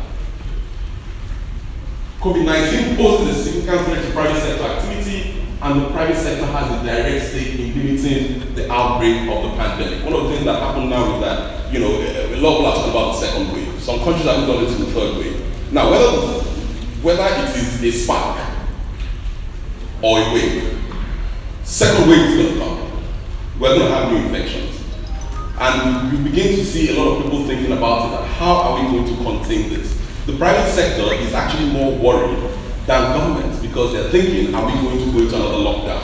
And they know the direct effect of that on their businesses. So, unlike any other crisis in living memory, the pandemic is taking an unprecedented and direct toll on business activities in all sectors. Drastic but necessary containment measures to curb the spread of the virus have seen lockdowns and travel restrictions imposed across the globe, disrupting supply chain and abruptly halting business and employment for millions of people. So let's look at Nigeria and COVID continuation. The Nigerian CDC so far has increased the number of labs that can test for COVID-19 from 15 to 33. They have trained about 15,000 people and deployed over 300 staff. Now, if you look at it in absolute terms, that's a lot that has been done. And you'll be shocked when you see the budget that has been deployed to engage with this. Despite this, Nigeria is spending 57 times less than the global average per head on coronavirus. And the private sector counterpart has contributed 5 times more than what the government has spent. If you look at, by April of 2020, the private sector had contributed 25.8 billion, donated by 107 Nigerian companies and individuals to combat coronavirus. And this was brought out by the CBN. So the question for me is that if this money was available initially, why could we not access it until there was a public health care emergency? Now, look at the Lagos State approach. We all know that Lagos State is a different state, right? We know that, right? Do you agree that it is? Yes, Lagos State is a different state. And Lagos State showed itself to be distinct in the way it has managed COVID and has become the envy of several other states. And the truth is, you know, at this point in time, I have friends that say it is safer to live in Lagos than in New York. And it's safer to live in Lagos than in London. And, you know, and I'm not just trying to rub egos here, but I think we should give the professor a round of applause for that. The central planning approach deployed in Lagos provided the state with the following. So first of all, we need to understand what a central planning approach is. There are 3 different types of healthcare planning. You have the dispersed, you have the focused, and you have the central. The dispersed is everybody do what you like. The focus is via pressure groups. But when you have a central planning approach, it ensures that there is a clear oversight on what everybody is doing, including public and private. And so Lagos State, looking at the public health care emergency, decided that, you know what, I am going to adopt a central planning approach, and I'm going to have oversight on what the private sector is going to do and what the government is going to do. So the private sector can't just wake up and decide I'm building an isolation center. No. The question is, do we have plans to build an isolation center there? Yes. Do we have funding restrictions? Yes. Can the private sector come in? Yes. And that's the process. But the private sector can't just decide that I'm going to wake up and build an isolation center. It's not going to happen. And that was the approach that the Lagos State government took. And so there was technical efficiency in the management of resources during the pandemic as the state has been able to harness the power of both the private sector and the public sector. while minimizing duplication of resources and function. So there was a master plan, and the master plan was communicated to the private sector, and the private sector found ways to key into that master plan. And so flattening of the wave in Lagos was not by luck. It was premeditated and worked towards.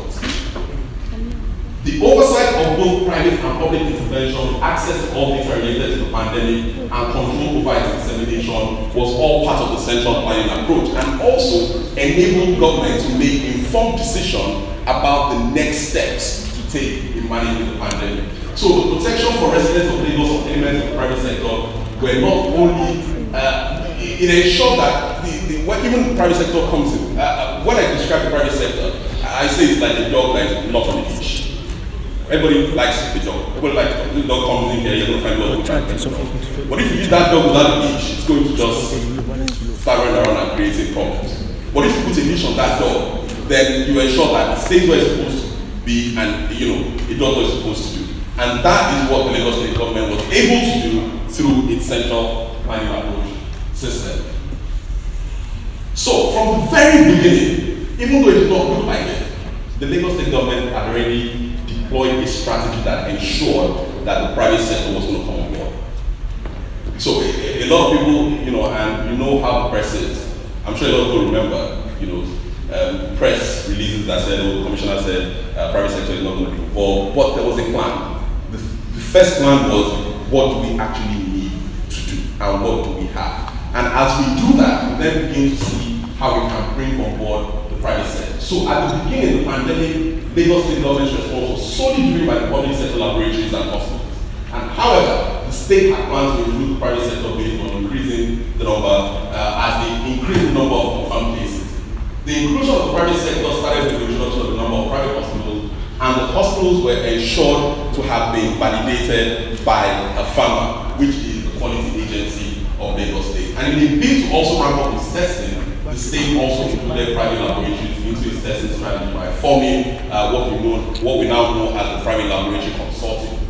And the Laboratory Consortium continues to reduce the burden of testing on government and also defray the cost of the public testing. So one of the slides I'm going to show you is that immediately we deployed. So it wasn't that the private sector was not testing, but once we deployed the central planning approach, we began to see a reduction in the resources that government was spending on testing. So when you look at the engagement of the private sector at all tiers of the state response, it spanned across three. The first was demand side. So in the demand side, what we say demand side is the ability for someone to access care through a financing mechanism. And so you had COVID coming. We all know about palliatives. We saw it on social media. So COVID came in, brought in a lot of money, and supported government. Other individuals and organizations also came in and put down a lot of money. In strategy and implementation, the first infusion of the private sector was through the EOC. And in the EOC, you saw a synergy that occurred between the public sector and the private sector in form of the donors. So the donors were very involved in developing the initial strategies. As the strategy improved, the incident commander and deputy incident commander decided that is there a possibility to infuse some private sector, core private sector thinking into the response, and created what is referred to now and widely known as the Sanolos think tank. And then we then have the supply side. So in the supply side, we had several isolation centers that were donated. We had isolation centers from Kakudi, GT Bank, YPU, Indo, and a lot of other people brought in their hotels to contribute into the response. So this might be confusing a bit, but this is a case study of the inclusion of private sector in testing and isolation. And one of the things that you must see is that on top of them, you see in red the Lagos State Ministry of Health, because it shows a central planning approach. We are in charge.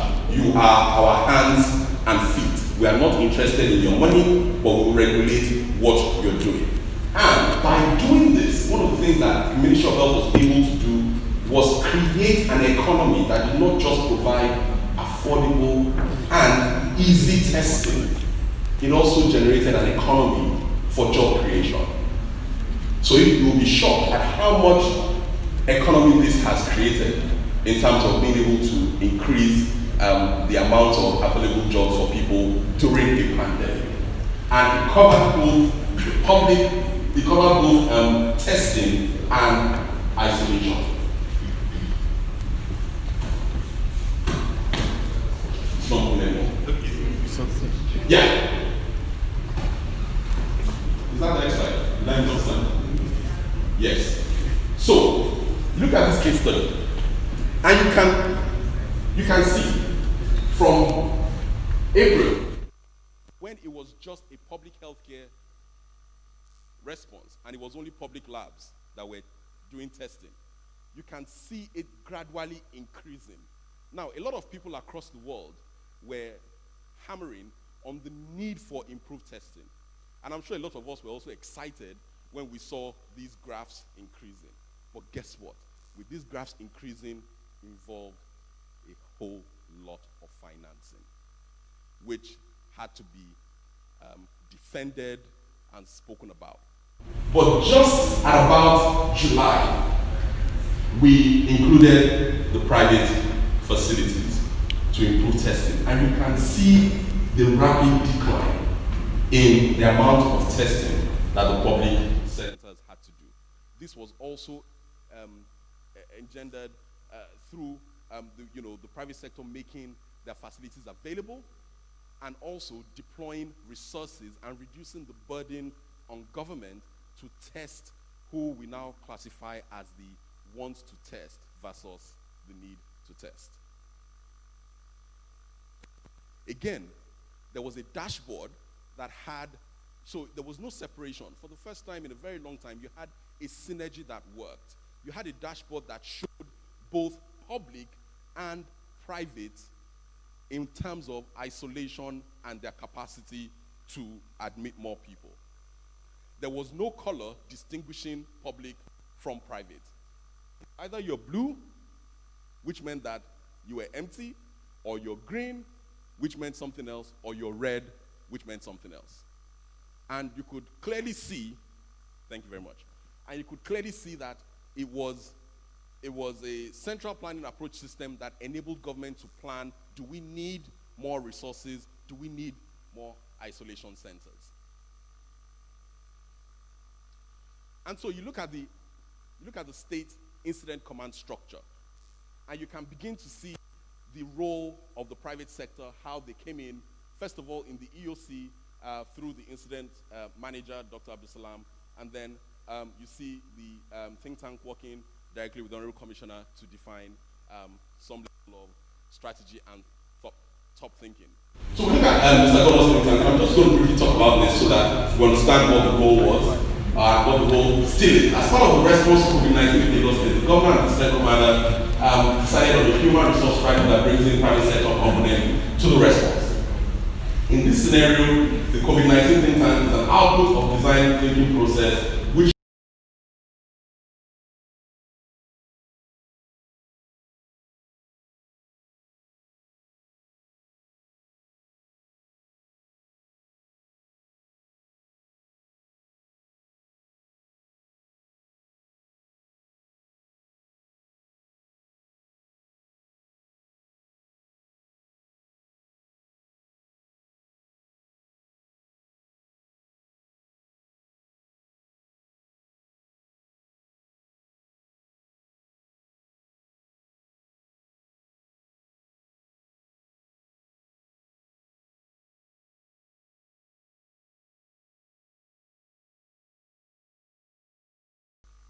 it can't work any other way. The government must be aware of what is happening and must advise subsequently on what interventions they on the tripod is strong. What is the tripod? You have public sector that is motivated by providing public services. You have civil society whose interest is social benefit, and then you have the private sector. what Dr. Oblada has just been able to demonstrate to us was the critical role that private sector played in partnering with government. Something we learned straight away was that private sector encouragement brings certain things to the table. And I can bear witness to quite a number of what he said. But there is one thing that Dr. Okulaja said that I want us to take home. And he made this statement in passing. I'm not sure whether it was in his presentation per se, but I caught on to it and I kept it in my pocket. Literally. He said, let's not waste a good crisis. Let us not waste a crisis. That person was consistent with yesterday when Dr. Jide said that Lagos had the advantage in quotes of having a number of disasters, which eventually helped to point out the vulnerability in Lagos. So what a crisis does is that it points out your vulnerability. The ability to respond or learn from those vulnerabilities is what helps us. Now, ladies and gentlemen, we are going on to the next. Well, I'd like to give Dr. Okulade another round of applause, quite frankly. Yes. I have the pleasure of inviting the Executive Secretary of GETS, Dr. Babatunde Saka, and he's going to be speaking on Lagos State Biosecurity and One Health Strategy. Dr. Saka, are you present? Thank you very much. Welcome, sir. Good afternoon, ladies and gentlemen. Thank you very much for coming for this conference. Some phrases from yesterday and the presentation by the representative of the Honorable Commissioner for Environment today has reduced my job here, which is about talking on One Health and the Lagos State Biosecurity project. The theme for this conference is strengthening Africa's resilience in tackling emerging biosecurity threats, lessons from COVID-19. In the tradition of GETS, the theme for the next conference is usually revealed at the end of a particular conference. So this theme was formed last year, August, when we had a conference in Abuja, not knowing that COVID was just around the corner. And you would see from what we have that it's just about thinking that we are likely going into a pandemic in a short while. This is just a brief about GETS, Global Emerging Public Instrument Consultant. What do they do? They assist governments, help them to make plans on how to tackle issues in the health sector, like security, One Health. We also provide infrastructure. We mobilize such infrastructure, physical and abstract. We are able to gather experts about all fields as it relates to biosecurity, and we support, even when we are doing it, we assist with sample handling, processing, and managing, as well as ensuring that society is healthy. This is a collection of some GETS founding fathers when GETS was formed back in August 21st, 2014. Yeah, this is the outline of what I intend to talk about. What is One Health? The nexus between the environment, animal, and human, current situation in the nexus. The Lagos Biosecurity Project, Global Public Health, One Health concept, and then conclusion. So what is One Health? Basically, the most simple definition of One Health is a consideration or a realization that man does not exist on its own in society, and the fact that the environment, including animal and vegetation, contributes to the well-being of human, and that human must continue to consciously admit, know, and plan that for it to have a good health, it is very important to take into cognizance the health of its vegetation and animals around it. Basically, that is the most, the broad definition of what One Health is. what is the influence of forest or vegetation on climatic condition? This slide is just to give us a bit of an understanding of the role vegetation forest plays in our life. First is air temperature. We need to know very well that ambient temperature is controlled by the volume of vegetation or natural ambience that you have around you. The further you are away from natural vegetation, the hotter your environment is likely going to be. Evapotranspiration and other things from vegetation are responsible for the cooling of the environment. It is precipitation, even the formation of rain is induced more by the vegetation in every location. Atmospheric humidity, seepage and water retention, wind erosion, flood. All of these are the benefits we get when we have enough vegetation in any community. Appreciation of the ecosystem. It is known that one tree produces about 260 pounds of oxygen each year. More importantly, an acre of trees removes 2.6 tons of carbon dioxide each year from our environment. Of the leading global crops consumed by humans, 87 of them rely on animal pollination. Furthermore, 35% of crops we eat in terms of the volume produced globally depends on animal pollination. And this volume is estimated to have a market value of between 235 billion to 577 billion US dollars directly attributable to animal pollination. Now, this is the illustration to tell us more graphically what vegetation does to Earth. This is supposed to be long on Earth. So this is what we expect to see when we talk about natural vegetation, touch, something like this, something like this. Now, man is environment. Now, this is just to give us a bit of an understanding of man in his environment, some things that we can see. The global population is presently about 7.8 billion. The projection is that by mid-2020, it would have gotten to 8.6 billion.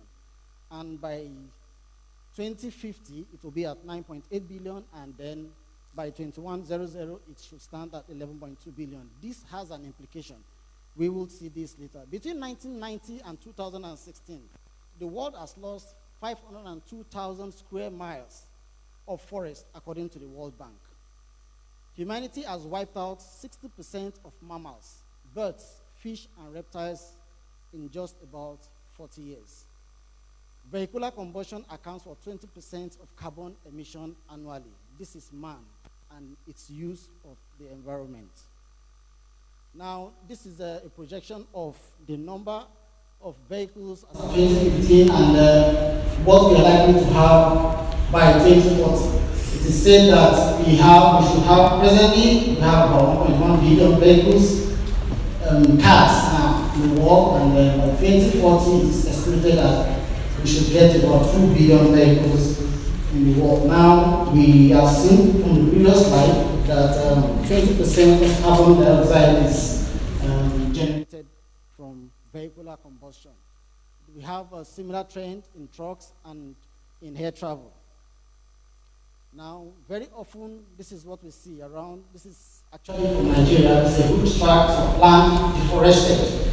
These trees are cut down without any plan to replace them. And as long as we continue with this, we are gradually depreciating our capacity to generate oxygen and to remove carbon dioxide from the atmosphere, which implies that gradually we are making Earth uninhabitable for man.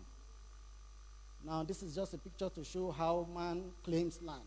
Just set the bush on fire just because we probably want to build a factory or build homes for habitation. This is also a picture. All of these pictures are from Nigeria here.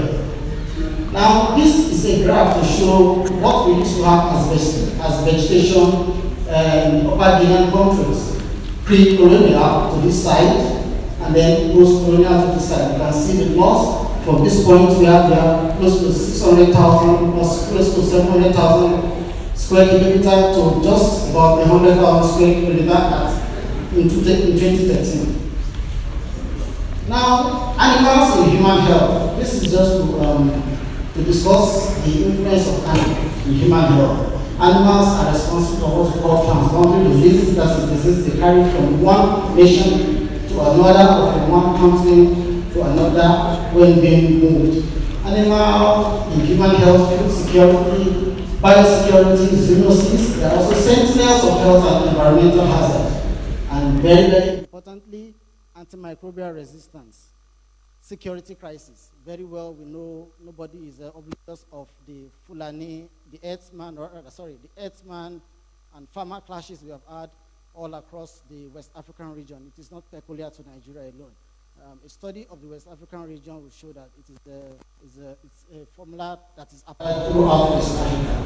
Now, the study of the cause of that is because somehow animals that used to travel up north for food, somehow their food reserve up north has been reduced, and now they prefer to stay behind. At the same time, another conclusion or another solution is that the body of excessive life we used to have down the coastal area has reduced because we have also decimated the forest, which used to have all excessive life, by making the coastal areas more habitable for these animals, and then the earthmen feel there is no need for them to migrate back to the north, and they stay back. And unfortunately, while they were staying back, it is a season for planting in the coastal areas, and then the clash. So, zoonotic diseases, it is known. It's a fact now that 60% of human pathogens are zoonotic. 75% of emerging diseases are zoonotic. 80% of agents having a potential biosecurity threat used as zoonotic pathogens. The more reason why we need to continue to take animal health very seriously. Now, just a description of transboundary diseases. We should take animal health serious. At the same time, when we talk about zoonosis, we have atropzoonosis and the real zoonosis. We need to know that as much as we think we are contracting diseases from animal, it is not a one-way traffic. It is actually either way. Now, in the course of COVID-19, after they have been able to get solutions in vaccines, they realized that there is an infection in the mink industry in Denmark, and they had to euthanize, or in our parlance, cull over 150 million mink in Denmark, because there was this fear that if it is sustained in this animal, the virus will mutate, and when the virus mutates, it will render the progress made on vaccines null. So they have to go back to these innocent animals and slaughter all of them. So this is what we have, this picture, as a matter of fact, I snapped this picture myself. I was on the farm one day, and this guy came with this antelope freshly killed. In fact, it was still bleeding from the gunshot when he passed by me, and I took this snapshot. This is wildlife. Now, to a large extent, these animals are there in their habitat. It is in man, most often than not. Two ways in which we get across with them. One, when we cut down trees to reduce their natural habitat, they have no choice. They can no longer get their normal feed. They come into human dwellings to get food. Secondly, is that we actually go in search of these animals. We call it a delicacy here, wildlife. You never can say what these animals harbor. There's a place in Ibadan, the Agodi Gardens. Every time I go to the Agodi Gardens, I make a silent prayer that I pray, and I hope one day one government will not wake up and say they want to claim this land for any project. Why? Agodi Gardens is a habitat for a large volume of bats and tilapia fish. They've got a stream there. That's about the only place where you go there, you almost want to dip your hand to pack the fishes. Now, the bats, if any government or anybody gets that idea and has a muscle and political will to cut down the trees at Agodi Garden, those bats will need a new place to live.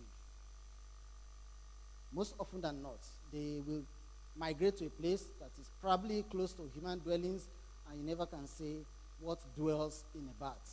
Ebola has been traced to the mingling of humans and bats in Sierra Leone. Now, this is just graphical to show the statistics we mentioned earlier, 60% of human infectious disease to zoonotic and others. So what do we need to do?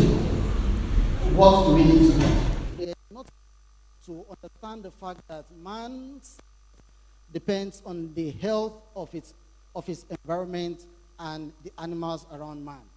And that is basically the One Health triad. As man caters for himself, man needs to understand that he needs to cater for his animals, and he needs to be very conscious of the fact that his health depends on the environment's health as well. That is what forms the foundation of the One Health triad. Yes, this was said yesterday and reiterated today. This notion that man is about the wisest being, about the head of everything, and who will use the environment as it wishes or as it wills is a very wrong notion. Importantly, is for man to realize and consciously work towards it is only a member of an ecosystem function in that capacity, giving due and adequate respect to all other components of the environment. So basically, that's about the One Health concept. So which areas of work in which One Health approach is particularly relevant includes food safety, the control of zoonosis, and combating antibiotic resistance. In a study we did, we realized that the most prominent thought about antimicrobial resistance is that human beings, through the use of antibiotics, abuse antimicrobial. True. At the same time, we realized that the disposal of unused antimicrobials plays a very great role in the development of antimicrobials. So, having said all of this, Lagos, what would Lagos do to address the understanding of all the things we are saying today? One, we recognize very well that Lagos is a mega city. We recognize very well that the population in Lagos State is growing, whether by default, that is direct, whether vertical and horizontal. People are migrating into Lagos every day. People are the people are increasing by birth as well. These are projections of population, and a whole lot of this was shown by the representative of the Honorable Commissioner for Environment. So, okay, just more of this.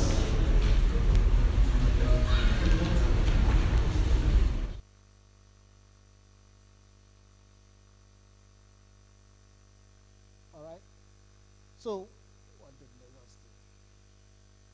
Yeah, the first thing we realized in Lagos was that quite a lot of things were supposed to be a national responsibility.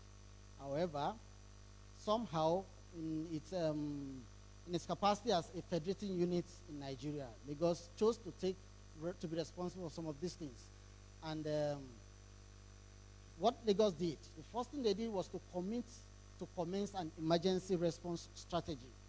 The second was to appoint a think tank organization to create a roadmap towards achieving desired status. And what are key gaps we recognize when we started this process? Awareness, science, community, and public engagement, which was done massively. Infrastructure, which was barely zero 5-6 years ago. Technology, sample processing, data handling, the biosecurity governance, and then a sustainability plan. So what did Lagos do to fill this gap? One, Lagos created the Lagos Biosecurity Roadmap, which there was an adoption of the Lagos State Biosecurity and Biobanking project. There was also the appointment of a technical consultant on the project, and there was a decision to host an international conference, which was the second GET international conference, where in the course of the discussion, Lagos was able to get a strategic partnership that eventually built the first infrastructure in the biosecurity project, which is the Lagos State Biobank. Lagos worked on developing policies and guidelines. And the policy and guidelines is meant to presently as Lagos Biosecurity Policy. It is a framework, it is a tool, it is an international protocol, and it was designed to strengthen the economy of Lagos in recognition of the fact that data now is another economy in the world. So this is just aligning the Lagos Biosecurity Policy Framework with the Sustainable Development Goals. This is also aligning with the Lagos Development Plan 2012-2025. And then this policy contains what? Contains 17 policy objectives, 5 strategic initiatives, 13 thematic sessions, 5 key ministries involved, and several departments and agencies were captured. Now, the importance of this breakdown is to show that beyond being a health matter, Lagos is involving One Health almost 100% by involving the 5 key ministries: justice, agri, environment, health, and agriculture. So this is, and then there was the inauguration of the Biosecurity Governing Council with these key mandates, and then there was the Lagos Biosecurity, the LBBT had training. In the course of, shortly before COVID, the team had been trained. They had gone through almost 30 modules of training, which at the end of the day was about the saving grace in terms of technical know-how to handle pathogens such as COVID. So these are a list of some of the trainings they went through, just to show what they have to do. Pictorial evidence of the trainings the team went to. Some members of the team are present here. The other half is still working at the laboratory. So this is the lab. This visitation was about the last visitation the Honorable Commissioner for Health made shortly before COVID came into Nigeria. Now, often we look at the Lagos success, we see the results. But the reality is that a lot is like an iceberg. A lot went into it before we see what we see at the top. Thank you very much. Excellent. I was just going to deliver a love letter. Thank you, Dr. Saka. Now we are going to go into a panel of discussion. It's going to be virtual. On this panel, we are going to have Professor Oyewale Tomori, Dr. Eternal Chen, and Professor Alani Afo. Professor Shade will be here later on. The topic. Speak to us, sir, and unmute yourself. And you would be leading these discussions. Can we also have Professor Tomori?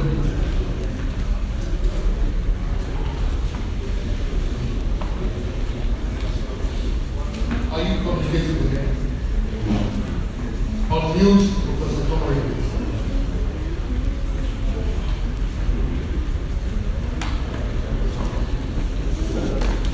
Yes, do you hear me? Yes, we can now, sir.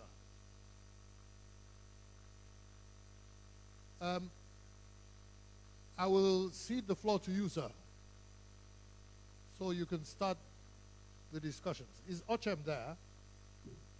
Yes, good afternoon from Cape Town, South Africa. Good afternoon. Prof, could you kindly lead the discussion? Thank you, sir.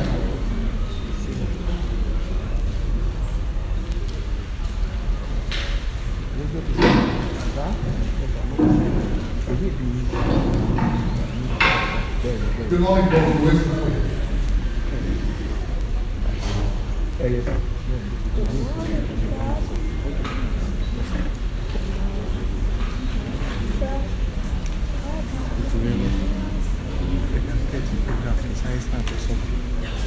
Alex, you're starting. Please go ahead.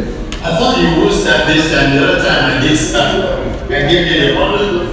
We are doing a secretary, Alex, before you went to go ahead. I give you the honor to talk, man, this time.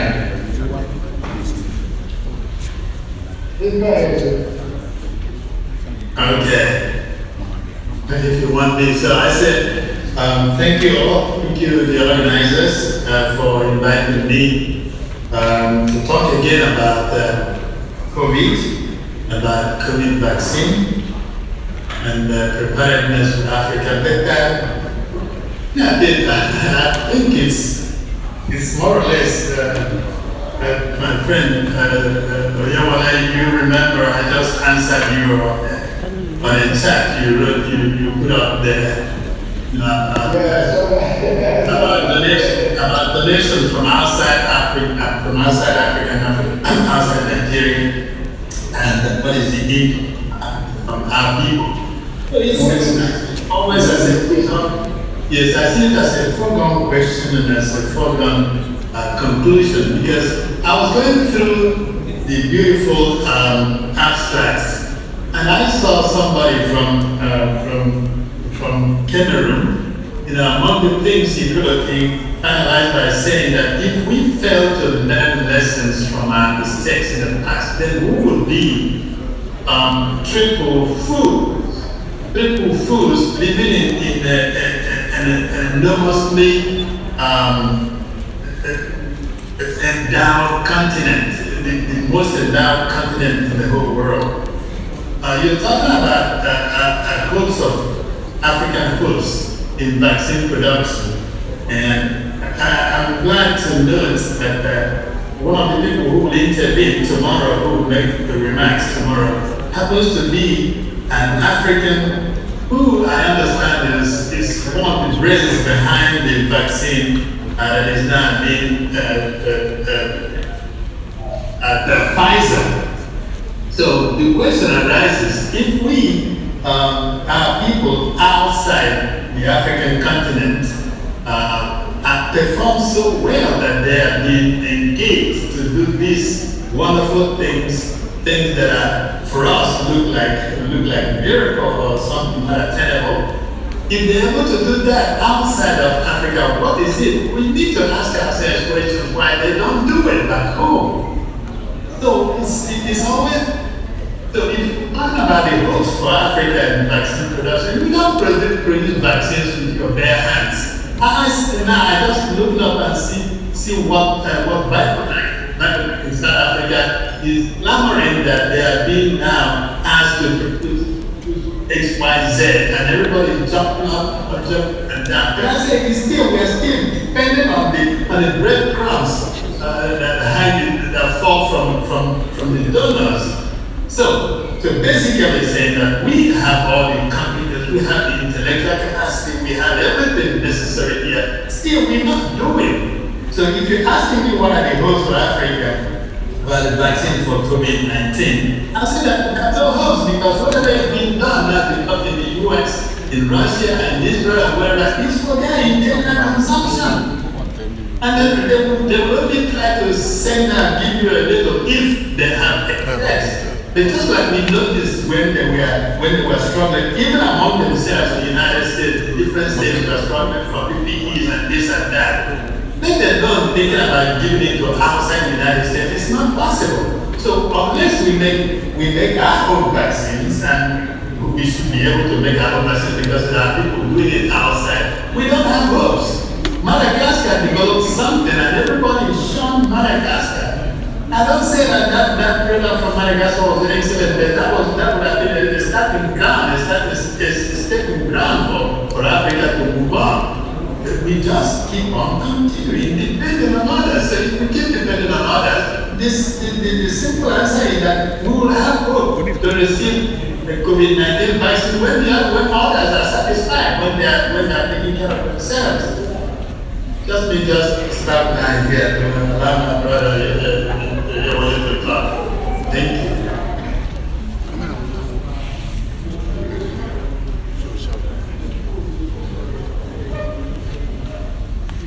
Well, let's go back to you now. Okay, thank you, Alex, for that introduction. I actually wanted to make one or two, share some slides about what we're doing. But okay, let me just stop because it doesn't make a difference. We know what we're saying and we know what we're talking about. Okay, let me start the video. Just please have a look. If I can get it done. Where is it? Down here. Sorry.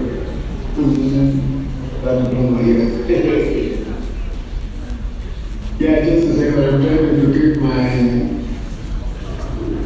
Where it is. Can you see my slides now? I see you, not your slides. What's that?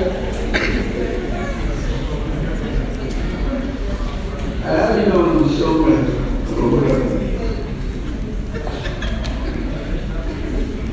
don't worry, let me just say, taking along the point that Alex was talking about, I just wanted, my initial step was to say, the world has gone far about the COVID vaccine. According to the WHO, there are currently candidates, or some of them, may not call them candidates now, which are being produced in different parts of the world, and other people are taking care of them. Taking to what we need to understand. Of this 2016, we have 164 which are clinical emissions. Then has about 13 which are done phase 1, and different stages 5 or 6 in phase 1 and 2. The number of things increasing every day. Phase 2, with the phase of those studies, and we have the rest, which are now phase 2 and phase 3 trials. And according to the latest survey landscape, so 37 are in testing stage, safety and dosage, 17 are in expanded safety trials. We have 13 others in large-scale efficacy testing, which are included in the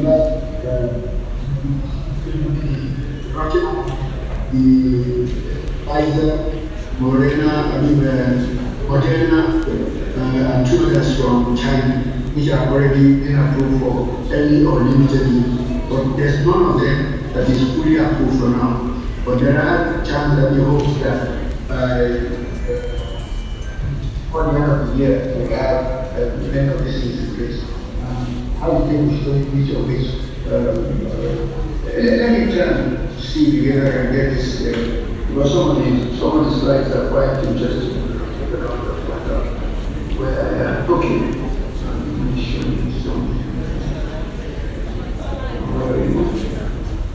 Okay, so share. Should we be able to see my slides now? Yeah. Okay, good.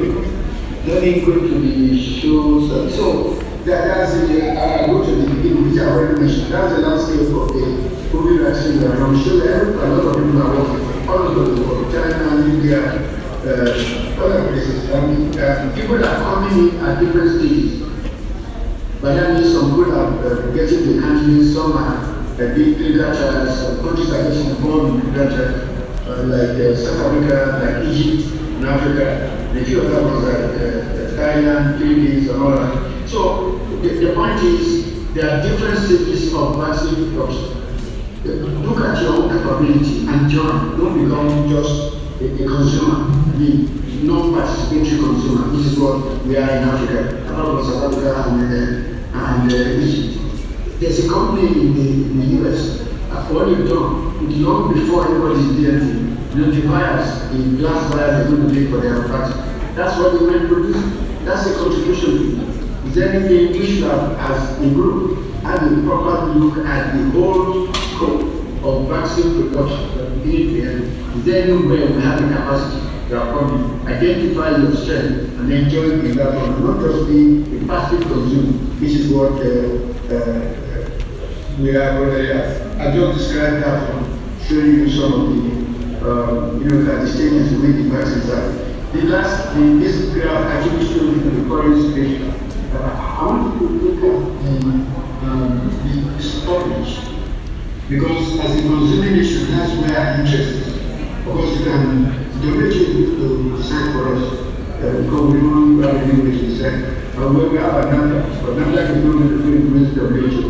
And we all have to do. So all I'm trying to tell you is that there is totally helpless. I don't want to use the word hopeless, but we are helpless in this matter. So when you look at the storage section, you have some of them that will be acknowledged, that normal temperature preach, and some of them so stupid for Africa just forget that the Pfizer one and also the one from Moderna, I think they have still at the center. So those who, and at least for Africa, not doing just have a dream, just forget about it, because we have to keep on having where in our homes, not talk about anything. So we're turning them there with things like the one from the casino values, the last three from the bottom, where we at least we can manage to reach many of them. So it doesn't make a difference. The vaccine is good and so you read it, you're putting it out in the people's Now, everything is not really that hopeless. I mean, I'm sure my friends will show this slide so that there are few countries, in 5 other countries that are already making attempts at doing some production of vaccine. Senegal, Egypt for DBT. The South Africa is now, in fact, there's a very good news which projects with South Africa, about that.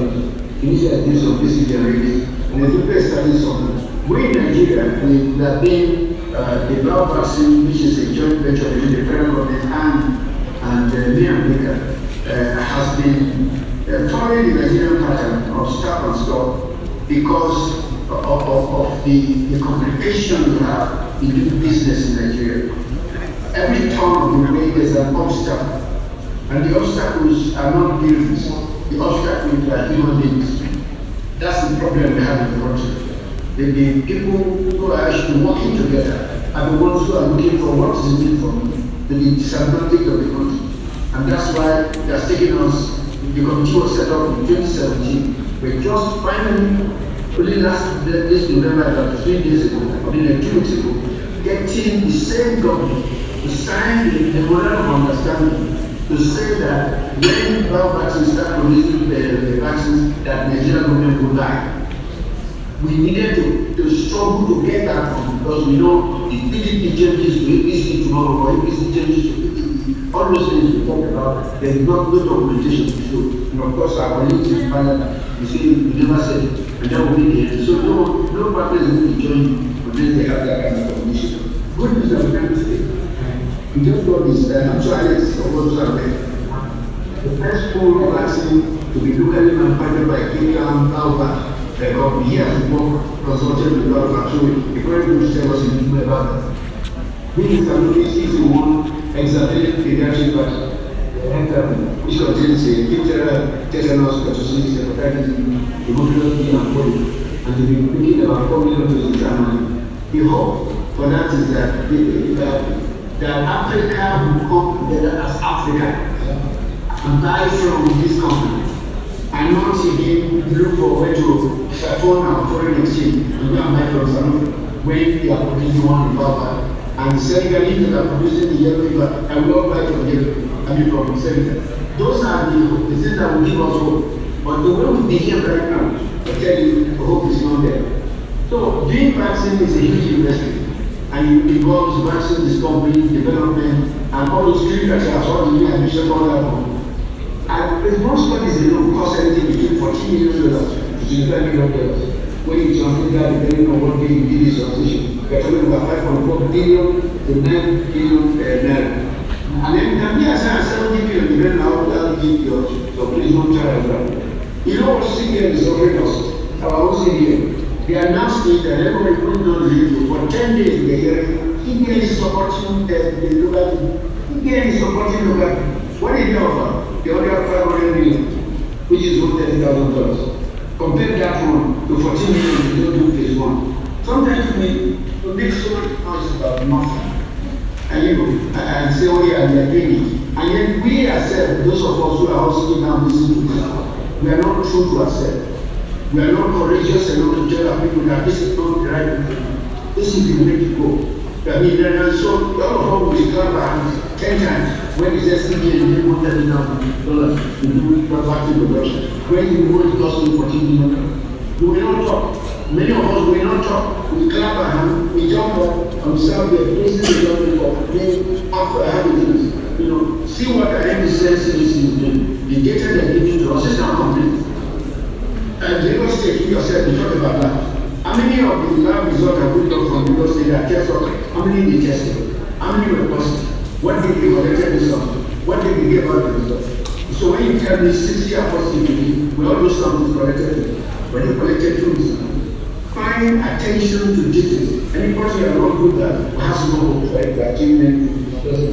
So what is required, and what I said, what CNN has done is putting the horse before the cart. And this is the cat before the horse. What means that? Putting the cat before the horse. And that is the reason why, even if we have these are the things that bring out the hope in our country. Because, sorry to use the word, hopeless. And unless you and I change, begin to tell the truth, to tell the truth as it is, to let the government know that, listen, let me give you one final example. before and I'm sure that the two will be making my speech because I haven't put a country. But let me tell you one or two things. Right now, what is happening in Nigeria about vaccine access to vaccine? The vice president is talking to Pfizer. Russia came and talked to the minister. And we set up different committees commission. I'm sure when we have account, they will look for a businessman to plant out. And then we set up another committee there. Instead of Nigeria coming up with just one committee that takes information from all of these people together. How many people would advise our government to do that? They are too afraid. I'm too afraid to tell the government to do what is right. Rather than that, you're facing our government for doing the wrong thing. Then at the end of the day, we punish them. So, my friend, if there's going to be hope, the first thing about hope is that we must be ready to tell each other the truth of what is going to happen. Someone comes to arrest me.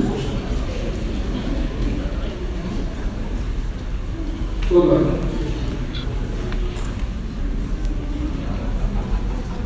Nobody's talking again.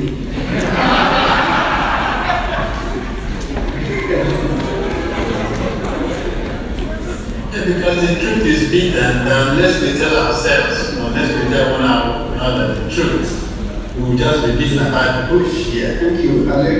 Well, that's why I wanted you to start. It feel like when for the first one clinical trial, you did some 14 million, and somebody gives you $130,000. Where do you want to start? When you want and tell you we're very well done. So it's either what I always say is either we continue to be consumers. Let's stop working. Okay? Let's just do that. And when your supplier decides not to give food, then you stay without. That's the ABC of it all. Prof, can you hear me? I'm speaking from side from venue. Hello? Can you hear? Ladies and gentlemen, I want to ask us to give those two distinguished professors a round of applause. Well, you need to get to a certain level when you can speak that much truth to power. At some point in time, there was silence in the hall and silence online, and it was a question of whether they had said too much. But nothing is too much. I believe that the truth is part of why we are here. Science does not shine from truth.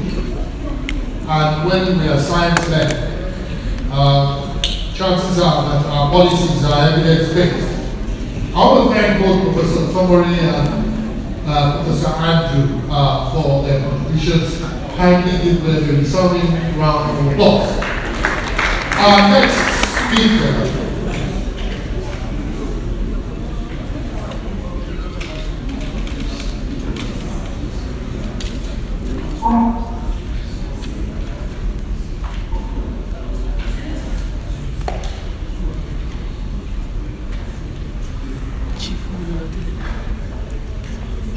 we'll certainly get back to Professor Tomori. But now we have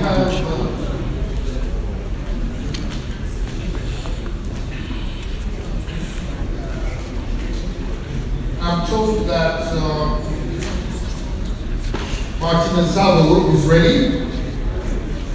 Martina Sabo is the lead business engagement and strategy COVID action platform for the World Economic Forum.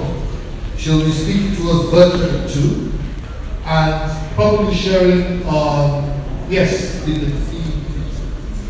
Martina, and sharing a presentation of the World Economic Forum. Martina, you're welcome. Thank you very much. The floor is yours. You can commence. Thank you very much. It's a pleasure to speak to you today. I hope you can hear me well.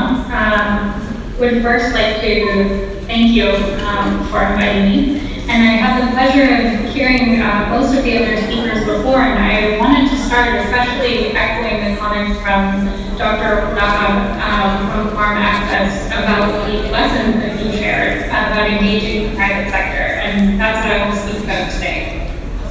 When he was mentioning, especially that sometimes what you need to form a public-private partnership and to successfully engage the private sector is really just a connection.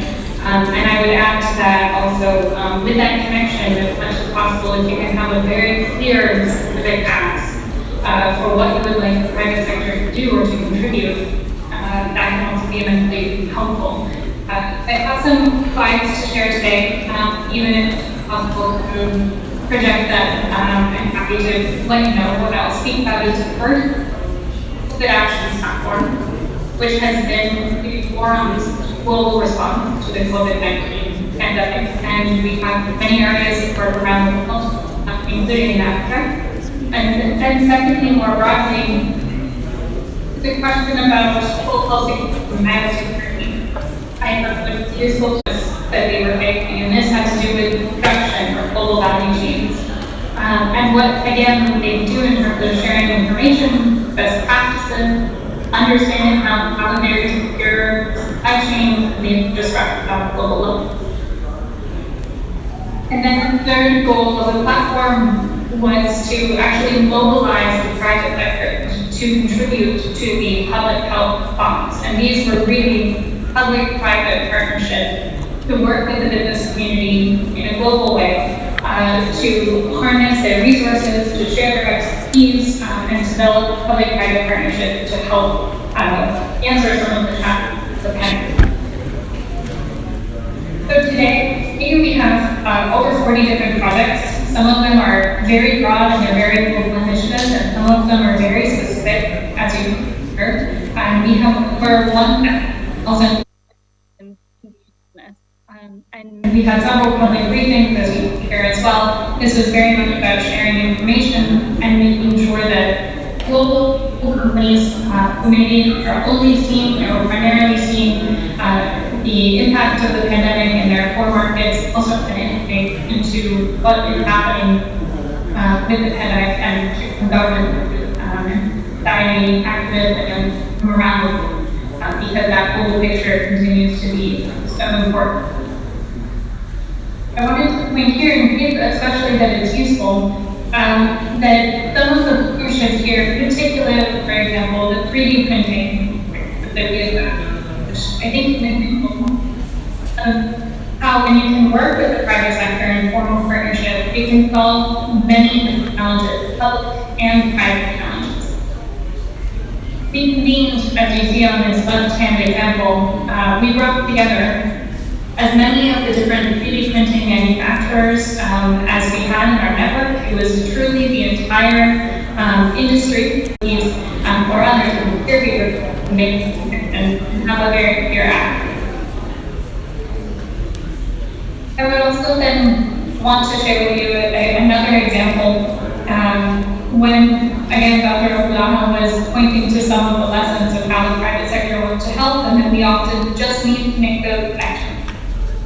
I think maybe many of you have heard about the partnership for the evidence-based response to COVID-19, and it's collecting bi-weekly reports and surveys to help inform different policy measures on public health and social measures. And this partnership was formed at the forum, and really what we helped to do was make that initial connection between business partners like Ipsos or Nagoya, and then public sector partners and academics and NGOs. And so I think that this partnership is a perfect example of when there can be a connection like that made, and when there are very clear asks for all the parties involved, everyone knows what their area is and be met. You can have quite an effective partnership.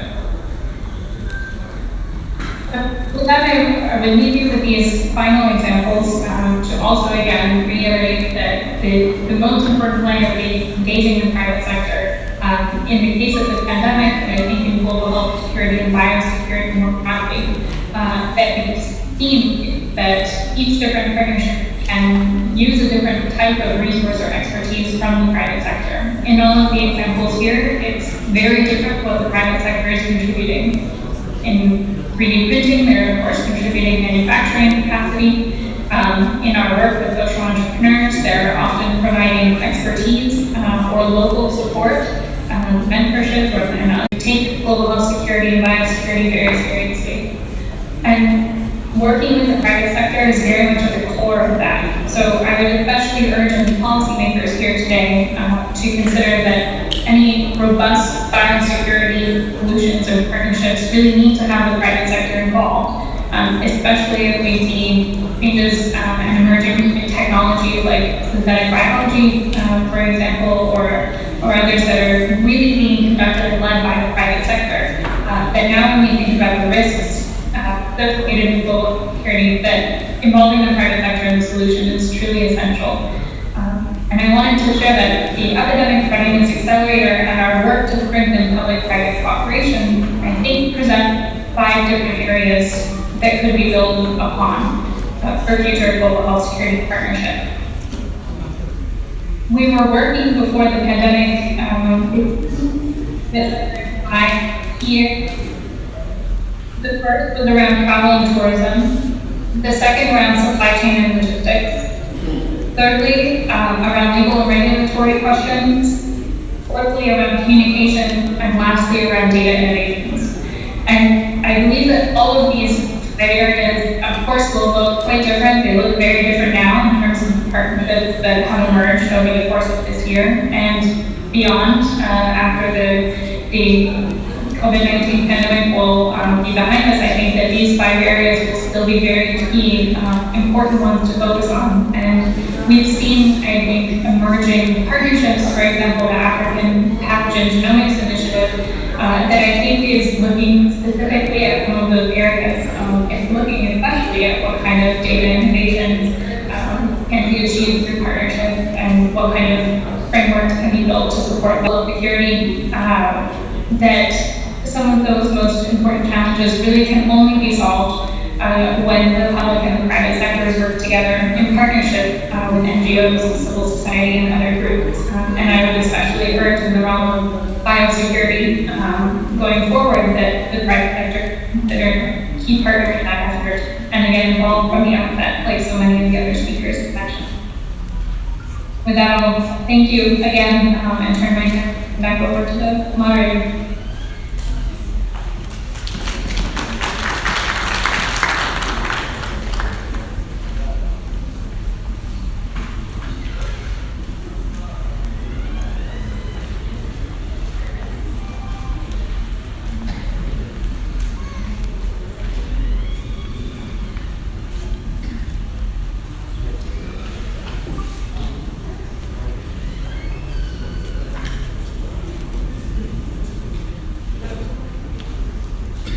Hello. All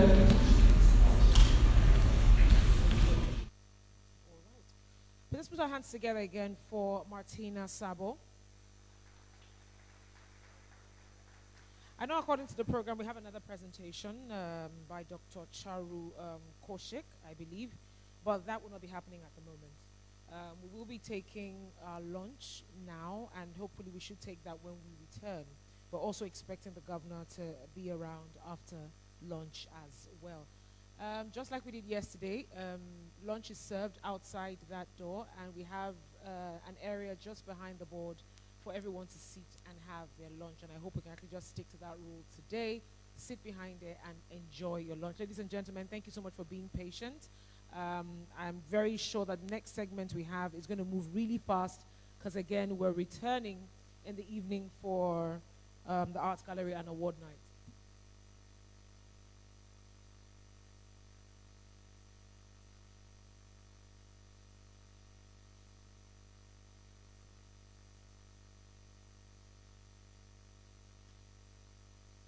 Hello, Martina, are you still there? Apparently she is. Because I think we have 5 minutes for this segment. Martina is standing by. If we have questions, any questions before we go for lunch? Anyone with questions? We will pass the microphone around. Just indicate by waving your hands, and we'll get a microphone to you. I do not think we have questions, Martin. I think that was a fantastic presentation from you. Thank you Very much. I guess not getting any question affirms that. So once again, ladies and gentlemen, lunch is served. Thank you very much, and have a fantastic day. Thank you. For lunch, we want to have lunch very quickly. When we're having lunch, let's eat on the other side. They have to rearrange this place because His Excellency will be here. So we would urge you to please proceed for lunch now.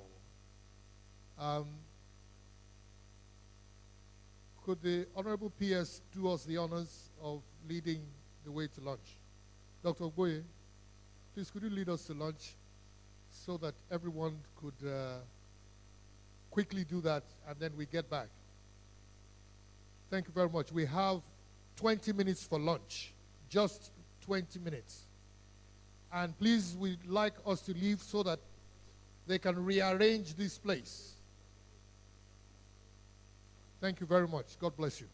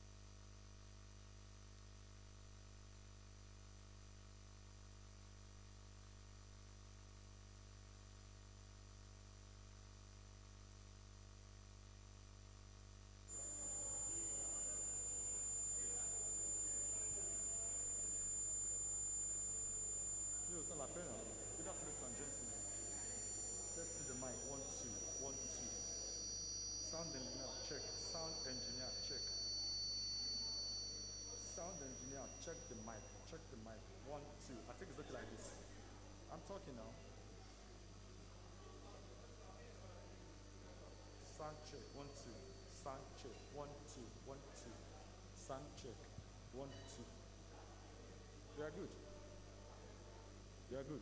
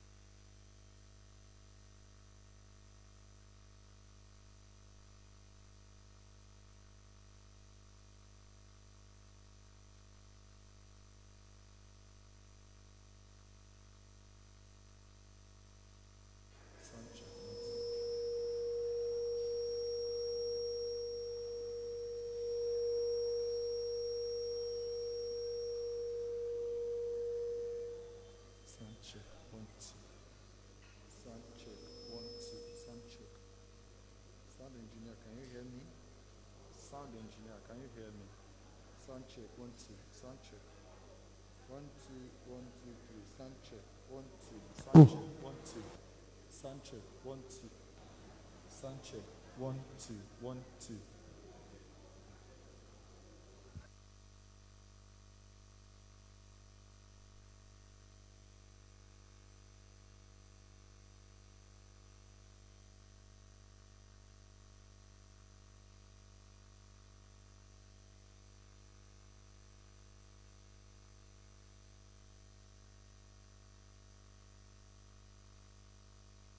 Check.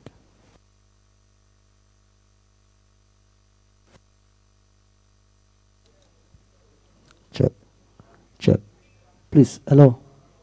Please, can you help me turn the mic on again, please? Turn the mic on, please. Hello. The guy checking the mic, please. Can you help me turn on the mic, please?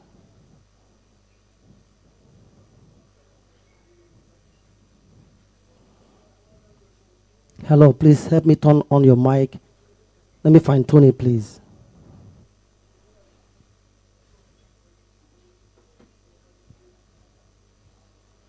Yeah, please help me turn on your mic. Let me find Tony, please.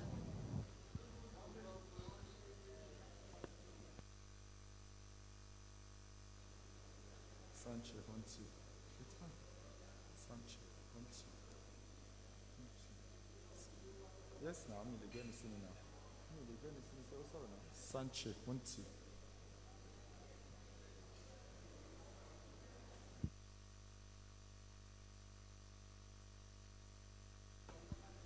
Hello, please don't go out. Please keep speaking. I'm still hearing some humming from the hall. Please keep speaking. Let me find Tony, please.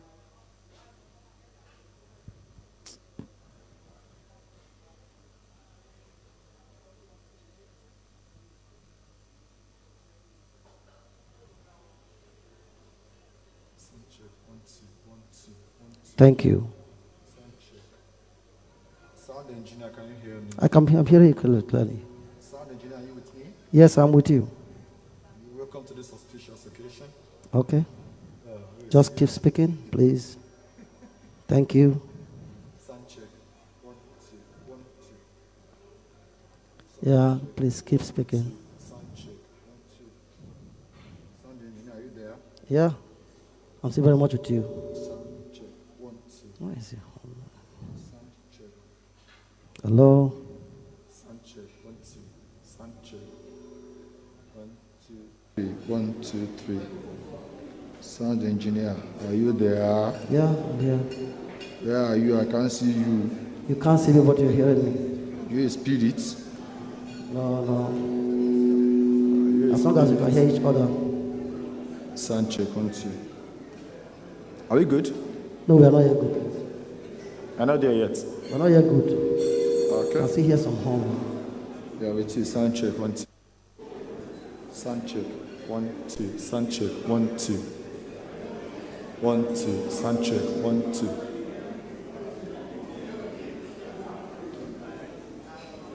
Okay. Sound check. Ladies and gentlemen, can we start coming back into the hall? The governor is on his way. We'd like that entrance cleared. Sound check, 1, 2. Sound engineer, are we good? As soon as the governor comes in, we're Sound engineer, are we good? No, we're not yet Please good. start Just coming wait. in. Please start coming in. We need to stop. Just stay with me, please. Sound check, 1, 2. Sound check, 1, 2, 1, 2. Sound engineer, where are you? Are you there? Are we good? Stay with me, stay with me. Just keep speaking, please. More. Okay, okay. We need to clear this place. Okay, sound check, 1, 2, 3. Sound check. Sound check, 1, 2, 3. Sound check. Talk more. Go close to the mic and talk. That's not possible. It's not my mic. Okay. You should be able to hear me from this distance. I am hearing you. I just want sound to... check, 1, 2. Sound check, 1, 2. Mishak. Mishak. Sound check, 1, 2. Please talk. Sound check, 1, 2, 1, 2.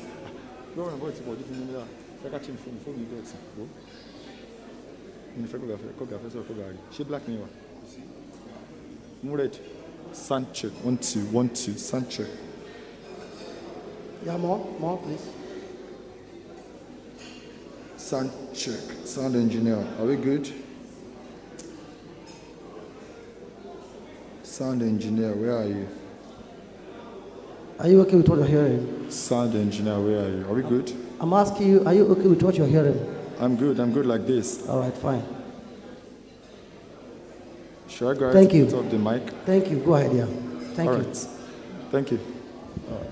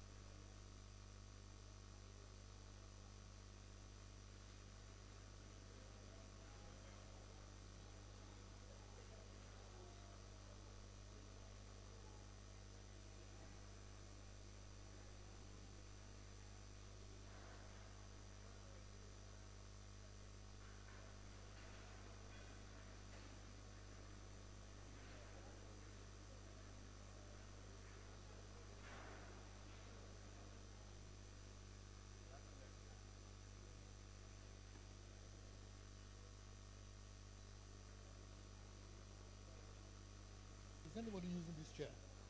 Doc, anybody here? Can we start coming in now, please? Can we start coming in now? You know, please.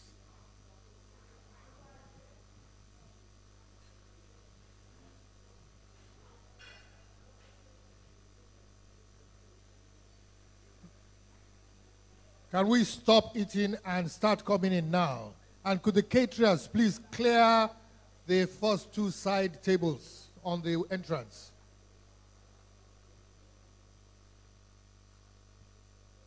Please, we need to settle down as soon as possible. Thank you. We need to settle down as soon as possible. Thank you. Please. Hello? We need to get up from there now, please, sir. Yeah. Please. You need to clear this front table. You need to clear that. 5 minutes. His Excellency is here in 5 minutes. 5 minutes. We need to clear all this place. Gentlemen, please, we need to move ahead.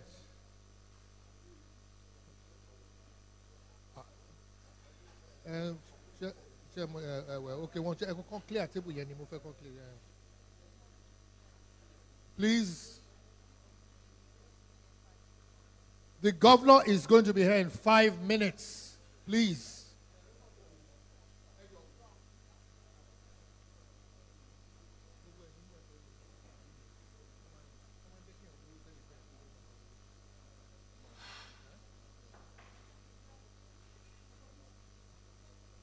Thank you very much.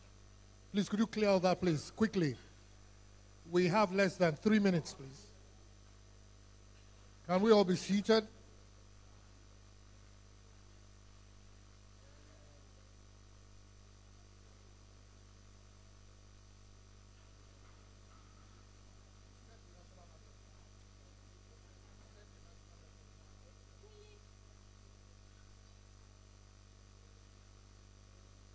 Can we all please be seated? Thank you.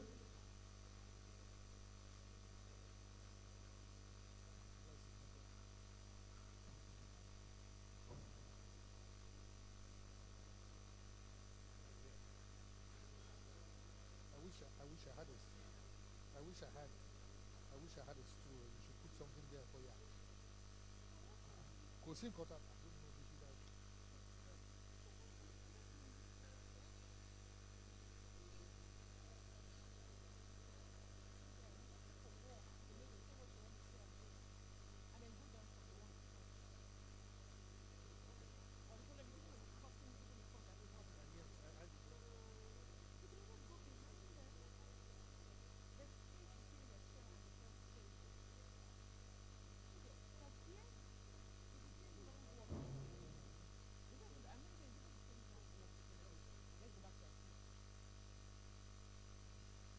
Thank you very much.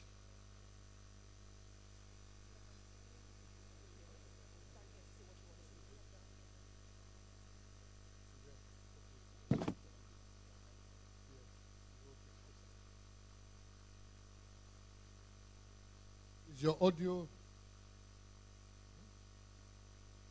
national care?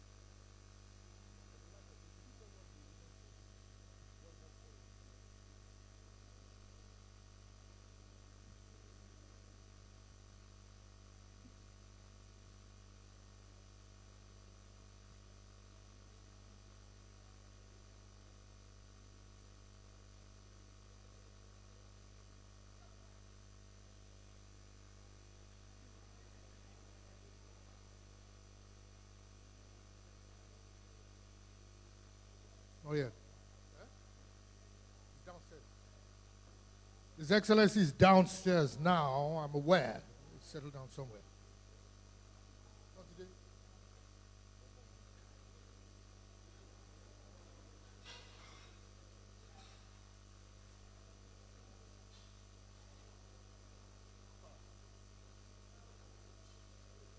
He's downstairs already.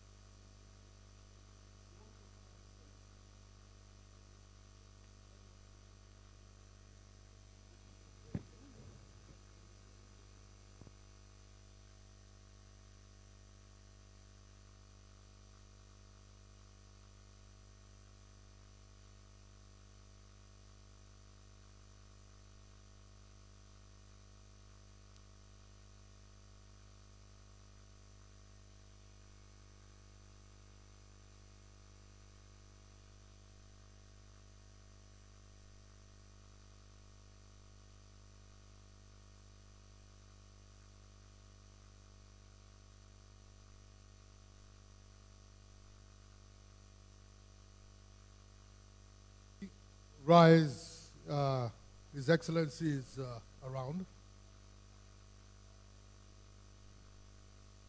And while His Excellency is positioned, could we have the national anthem immediately?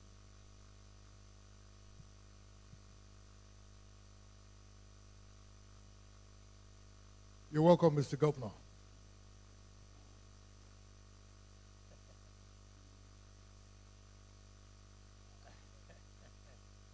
National anthem, please.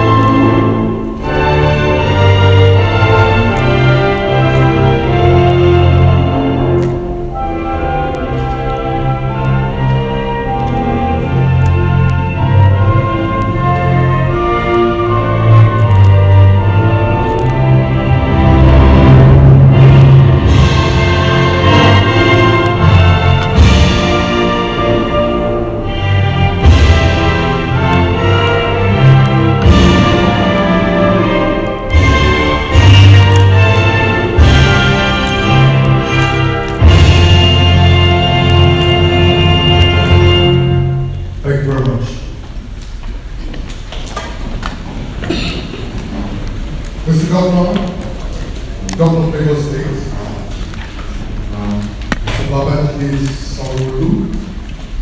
members of the State Executive Council here present, health commissioners from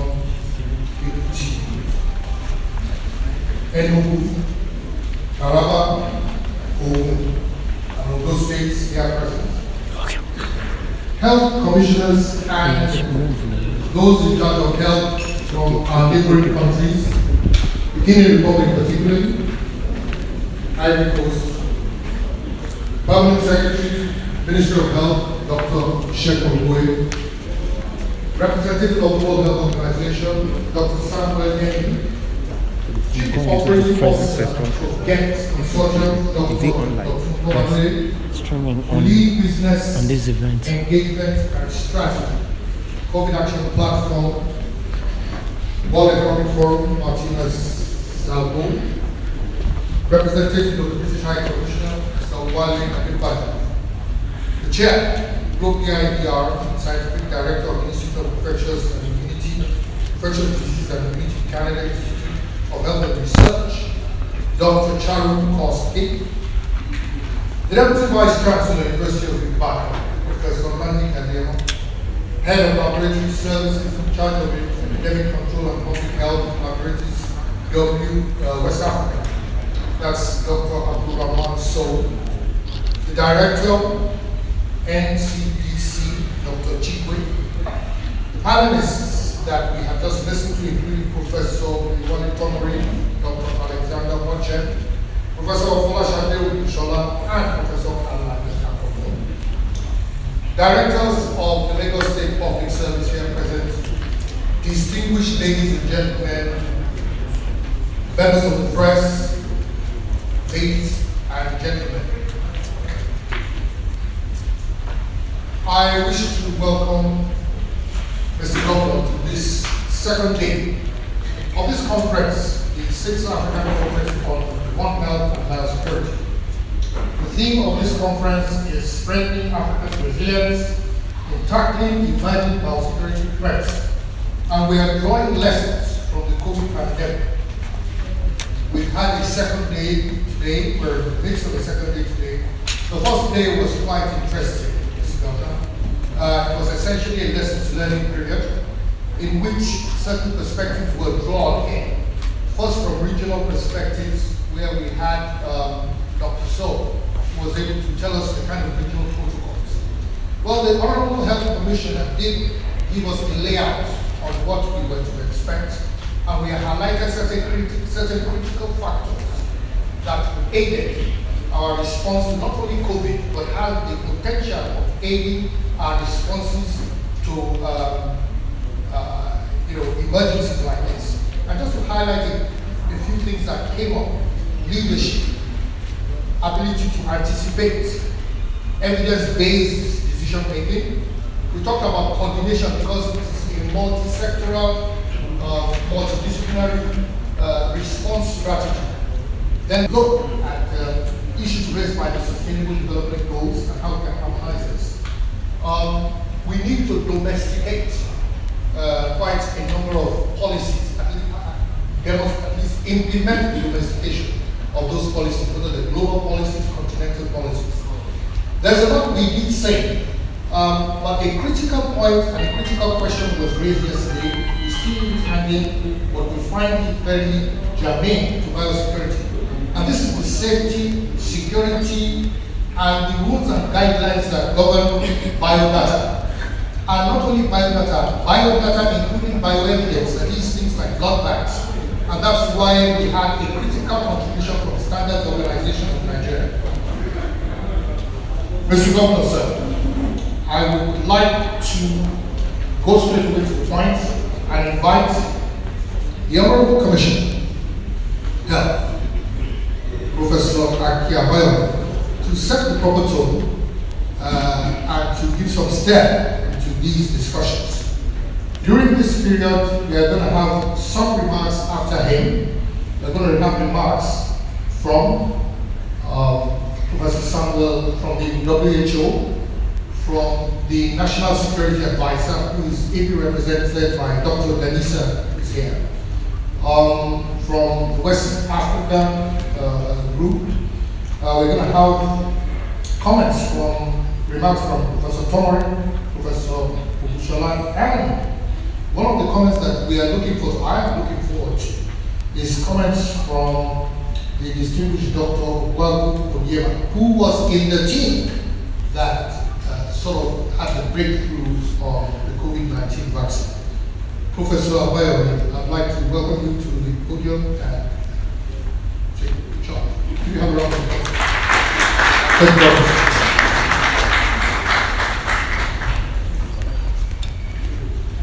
Good afternoon, Mr. Governor, and welcome to the 6th African Conference on Biosecurity and One Health. Thank you very much, Master of Ceremony, and permitting Mr. Governor to stand on the existing protocol in the interest of time. So I'm just going to give a preview of what kinds of issues we should be thinking about as policymakers. And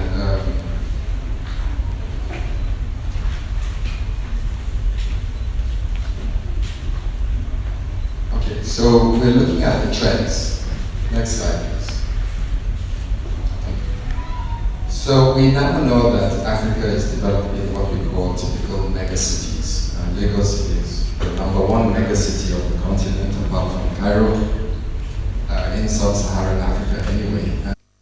They diagnose close to 1,000 cases a day in certain countries, and their mortality rate is still very high. So COVID-19 is indeed a real problem around the world as of this point in time. So we talk about public health emergencies of international concern. They're called fakes. Only one organization can declare a fake, and that's the WHO. And they usually go through an elaborate process of identifying what are the criteria for declaring a fake. And if you will see this timeline, you will see that in the last 6 years, we've had a large number of fakes declared by the WHO, starting with polio, Ebola, Zika, Ebola again, and now COVID-19. Let me just say, it takes a lot for the WHO to declare a fake, because a fake actually disrupts the global economy, and it is something that is not taken lightly. But the trend is there. In the last 10 years, we've seen more fakes than we've seen in the last 100 years put together. So something is happening. So what is the prediction? An organization called the Global Catastrophic Biological Risk Center declared in 2017 that a biological event of severe magnitude caused by a zoonotic transmission or deliberately created and released or laboratory engineered and escaped could lead to sudden, extraordinary, widespread disaster beyond the collective capacity of the world to control, causing great suffering, death, global insecurity, and conflict, and it is imminent. So I think an example of COVID-19 is what they correctly predicted. Now, let's look at the natural profile of the pandemic. It typically comes with the first wave, and if you do nothing about it, it will subside as it takes out the numbers of people that are susceptible to the infection. And then as it hunts around in the community, it will find those that haven't been exposed and are naive, and it will start a second wave and a third wave, and sometimes it goes on to fourth and fifth waves until eventually the entire community has developed a herd immunity. In other words, the community is no longer susceptible to a new infection. In the modern era, we tend to acquire this herd immunity through a combination of exposure to the virus or vaccination. But with new pathogens, we typically don't have a vaccination, nor do we have a treatment.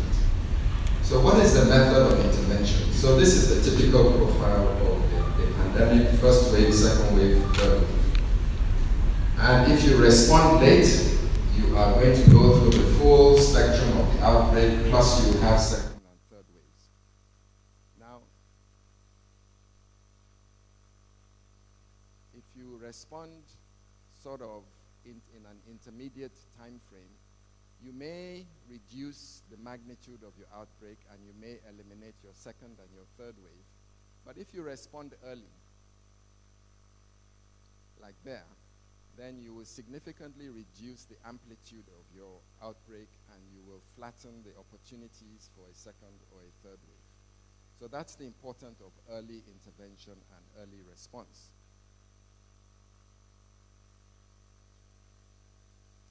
So, if we look at that intervention strategy, the trigger is right there on the left. The intervention is early. You only have the green profile instead of the orange profile. And that difference between the green profile and the orange profile could represent thousands, if not millions, of deaths and avert a collapse of your economy.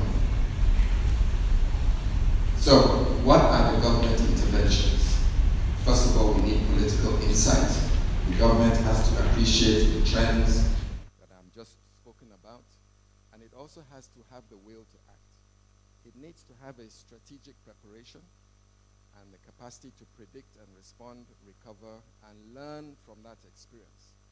So that strategic preparation is comprised of training your health personnel to manage pathogens of high consequence, acquiring the right infrastructure in terms of laboratory and isolation facilities, ability to review your policies and your governance structures, laws, policies, and guidelines, public education, develop your research capability, and develop the ability to institute clinical trials. So if you're able to do this, now this is the spectrum of peace and war when we talk about biosecurity. So you have two peaks there. The first peak was a previous outbreak. It could be anything. In this case, for us, it was Ebola, followed by flu, followed by cholera, followed by Lassa fever. But we had a relative period of peace in between these two peaks. What you do in that peacetime actually determines how you're going to respond to the next biological threat. So what you do is classify there, as I described earlier on. You make sure that you've learned from the first experience and that you are listening to what the WHO and other global treaties are talking about, and that you are following the trends. And while you have the opportunity, you build capacity. And that is exactly what Lagos did, and gave us the opportunity to respond quickly during what we call a war response.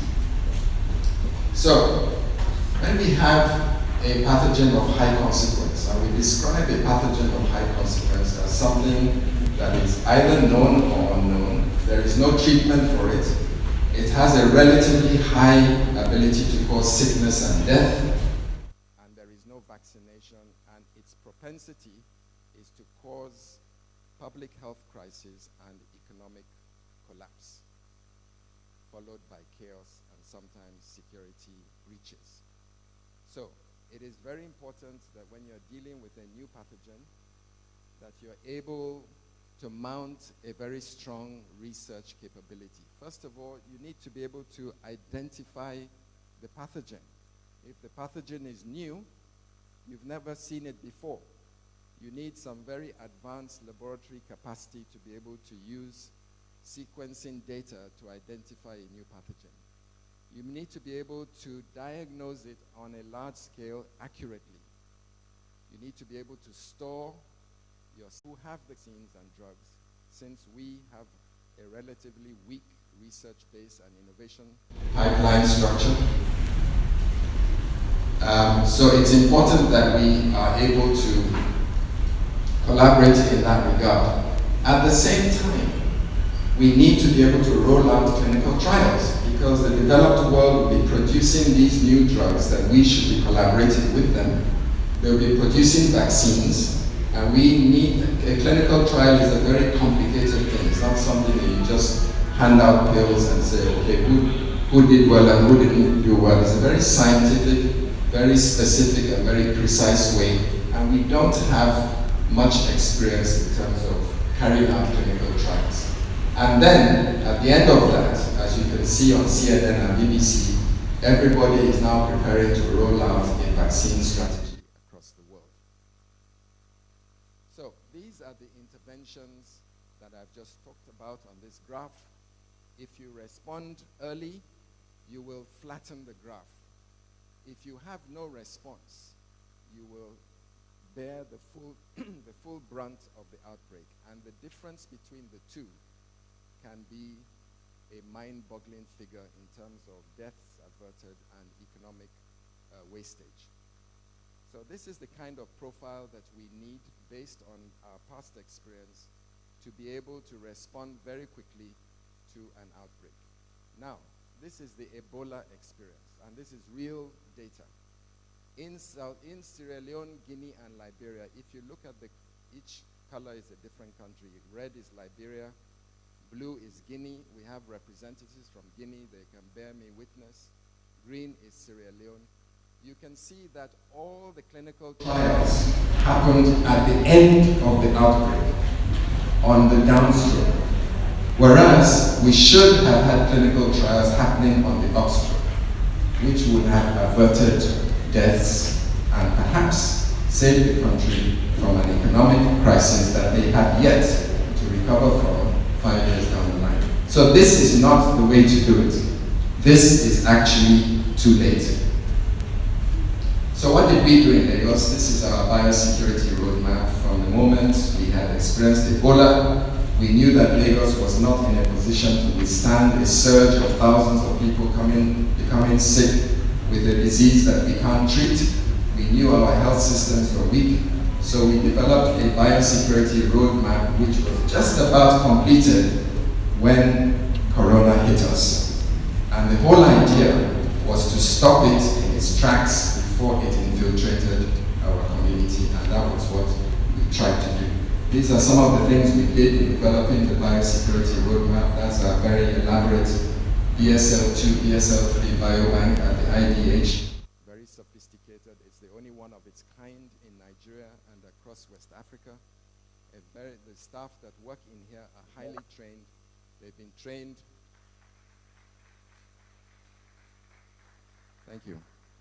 They've been trained for the past 5 years, a very, very strenuous training program. They are experts in molecular biology, in diagnostics, and this became the nerve center of the COVID-19 response. If you go to IDH today, it's almost like a whole town on its own, with all kinds of people moving around, and they are orchestrating and coordinate the COVID-19 response, and it all centers around this structure, this infrastructure, this highly technologically developed facility. Now, this is the map of IDH, and you can see, and you are well aware of the plan that we have for IDH. Over here is a modern isolation unit. Over here, we've refurbished all our isolation units. That's in green is where the biobank is. And according to your instruction, we are about to develop a world-class, first of its kind institute for infectious disease research.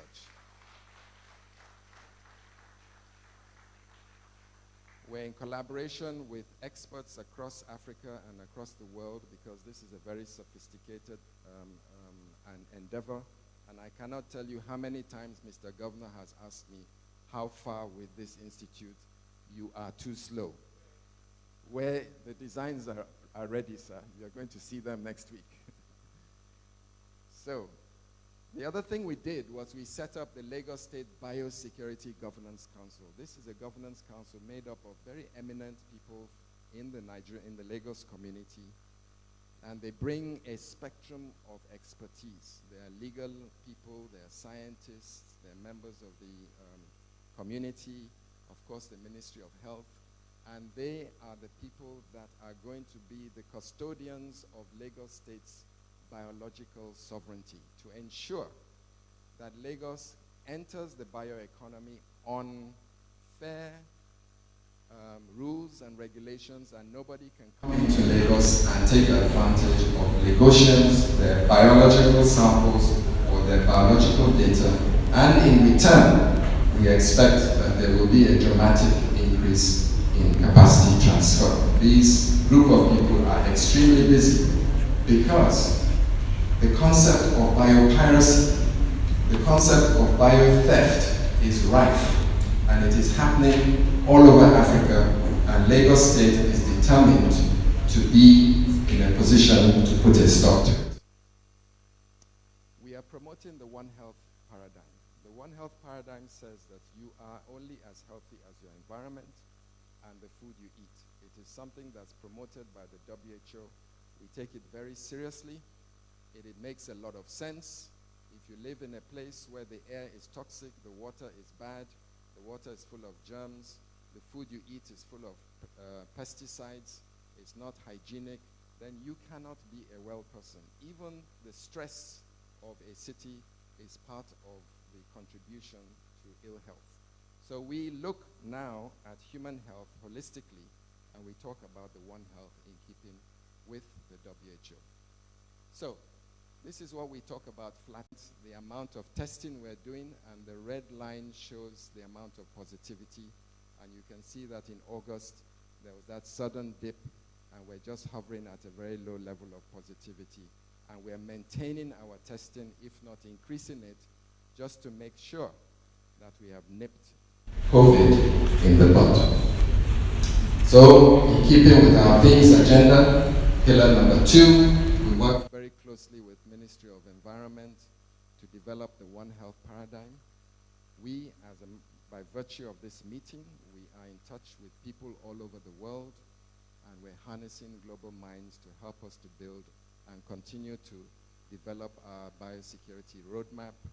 And this is exactly what we want to be able to achieve in future. it's not just early response.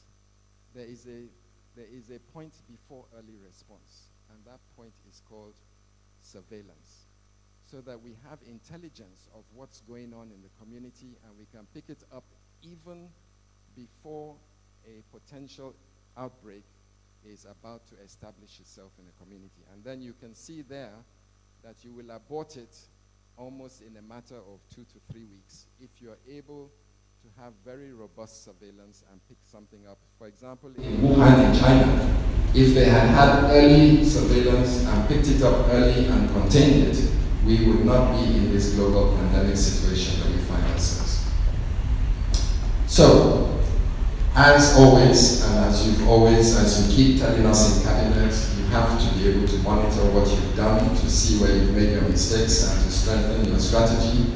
We in 2021 are going to carry out an independent Lagos State COVID-19 response review. We're going to try and find out what we did well. We're going to find out what we didn't do so well. We're going to learn. We're going to learn from our mistakes. And we're going to use those learning points to strengthen ourselves for the next event. We don't pray for one, but the trend is there.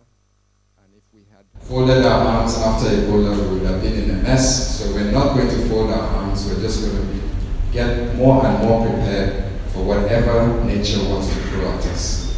Thank you very much for your attention. And I look forward to an interactive session with some other members. Please put your hands together for the Honorable Commissioner.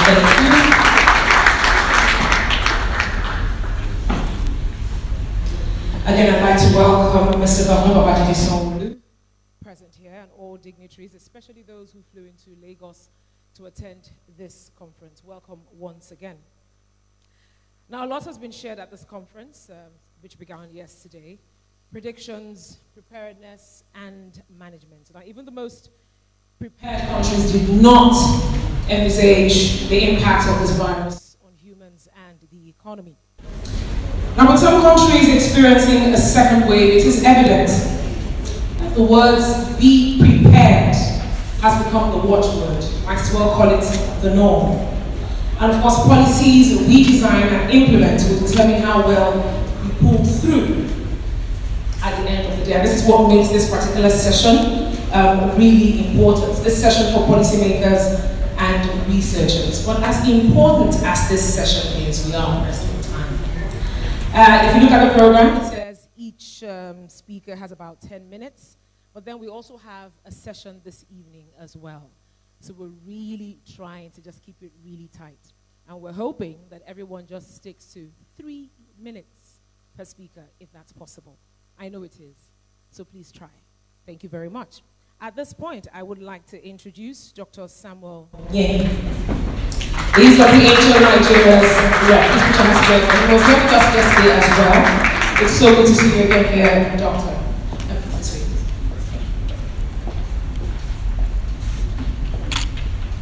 Please put your hands together. It's a long walk. It's a long walk. It is.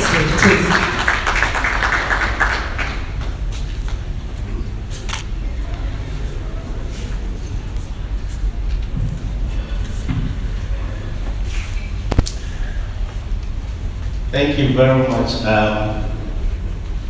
Like it's been said, my name is Sam Yeni, WHO Coordinator for Lagos, standing in for the country representative who, due to other assignment, could not come down.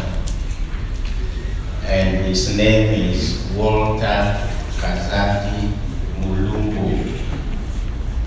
He is the World Health Organization country representative. I stand in for him. Mr. Governor, Commissioner of Health, Permanent Secretaries at high table, other dignitaries at high table, press, ladies and gentlemen, I stand here to just give a brief remark. Threat from pathogens and toxins of high consequences due to more factors, but notable among them is our high mobility, the environmental degradation we see almost every day, the climate change, the population growth and spread, and the technological advancement we are seeing. These things put the world, and for that matter, Nigeria and Lagos, in a situation where we need to be prepared always for bio-insecurity. The high human-animal environment interface has direct implication on biosafety and One Health approach. It is in the line of this that WHO continue to support the states, especially as it fulfills its mandate in the International Health Regulation, where member states agreed in 2005. The organization also assists in building capacity, and especially in biosafety, laboratory biosecurity, and biocontainment practices. They continue to improve laboratory risk assessment, diagnostic and testing, and also support food coordination. And the organization has been on top of this in Lagos, in Nigeria, and all other countries that COVID was reported. There are strategies strengthening the global health security, the international health regulations, public health laboratory services, minimizing risks of spreading infection, then rapidly detecting and responding to health emergencies, and beyond all, prioritizing diseases for research and development in emergency context, as Commissioner for Health Lagos has already talked about. Now, there are some guided actions that should inform policy. The roadmap we just saw, it's ending in 2020. There should be another roadmap that put us into our preparation, our actions in the next 5-10 years again. Again, we should increase biosafety awareness as part of our duties. And the last point we would like to make is to take note that no disease will remain eradicated or controlled, effectively contained, until member states and every level of capacity participate in essential global health practices. Thank you very much.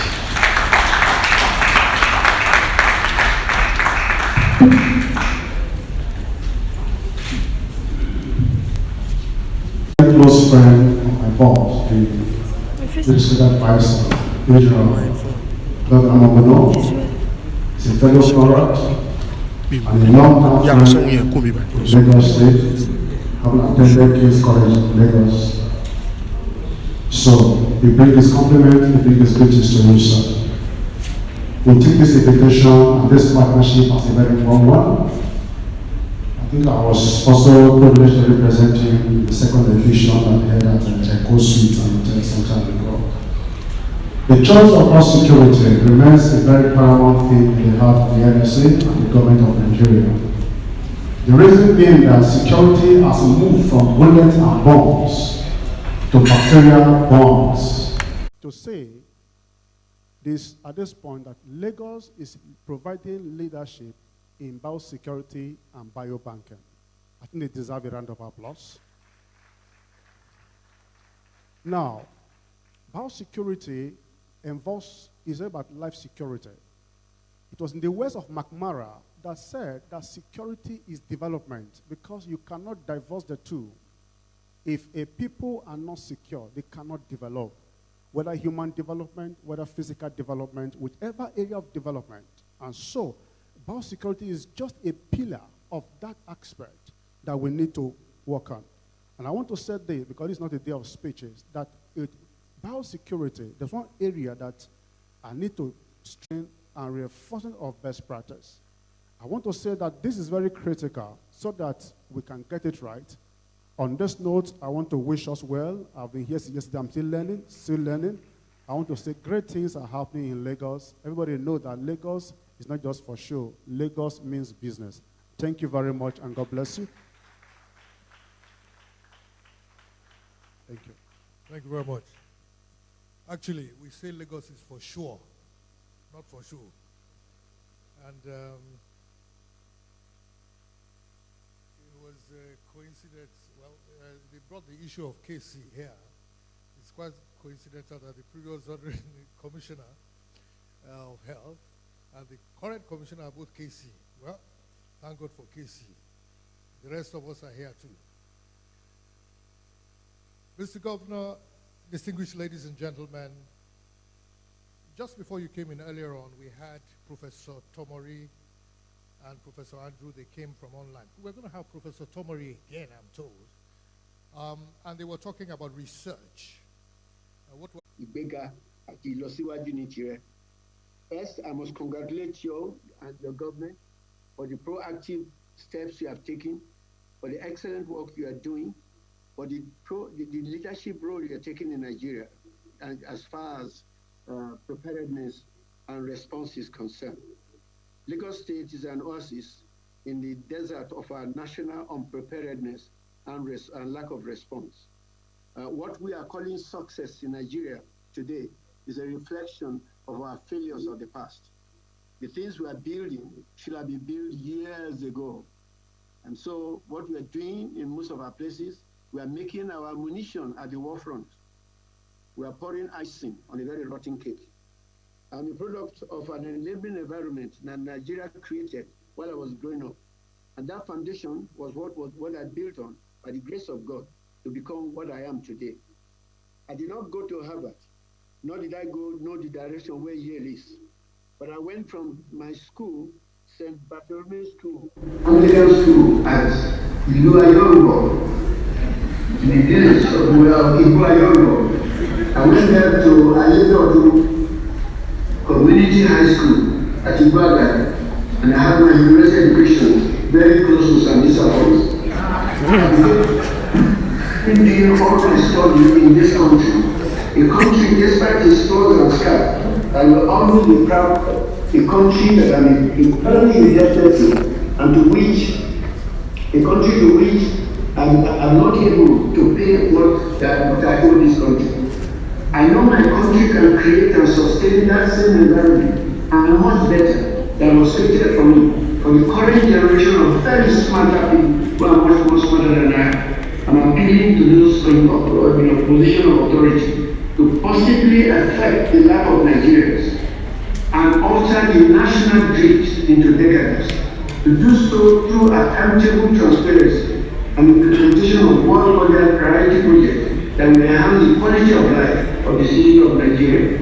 Today, I remember and will never forget the one and only Chief Obafemi Awolowo, who during his tenure as Premier of the Western Region established the free and compulsory primary education, which enabled me, the 47th child of my hugely multigamous father, not only to have an excellent education, but also to have it free and all the schools. We want to remember you for the good you do to your people, as we remember the chief as a hero of Nigerian development.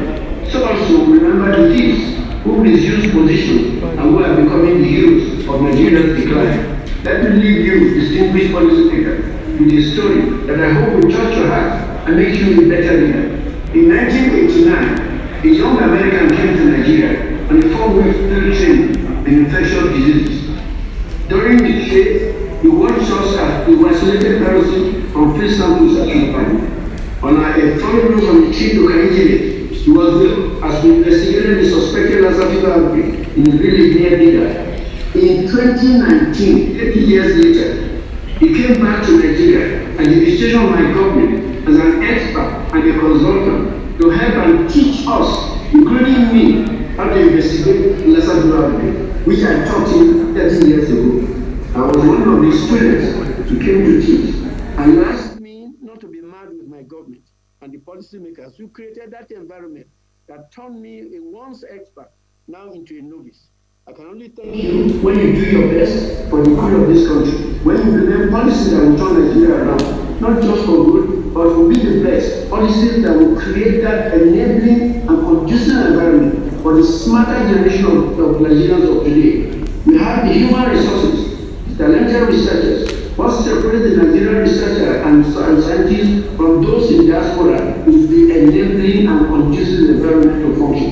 We have the carpenter in Nigeria, but they are not giving them the saw to work. We have the mechanic, but he has no span. My dear government, just within a tenure of that we remember, as we remember the people like Shilawolo. And Honorable Commissioner, I know you are doing great things, but let your governor here, and well, the feedback we've gotten, and we have gotten particularly on how Lagos State managed this process. The first thing everyone said was leadership, that there was leadership.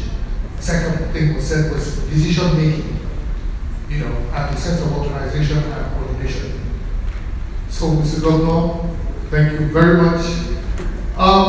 Professor Okushola is supposed to make this speech, but Professor Tomori said something, and this is why I would like to create the indulgence of all four and slightly moderate the next speaker.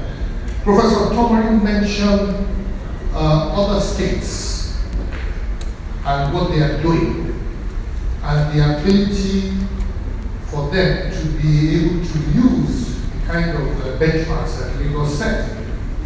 Yesterday we had an interesting session.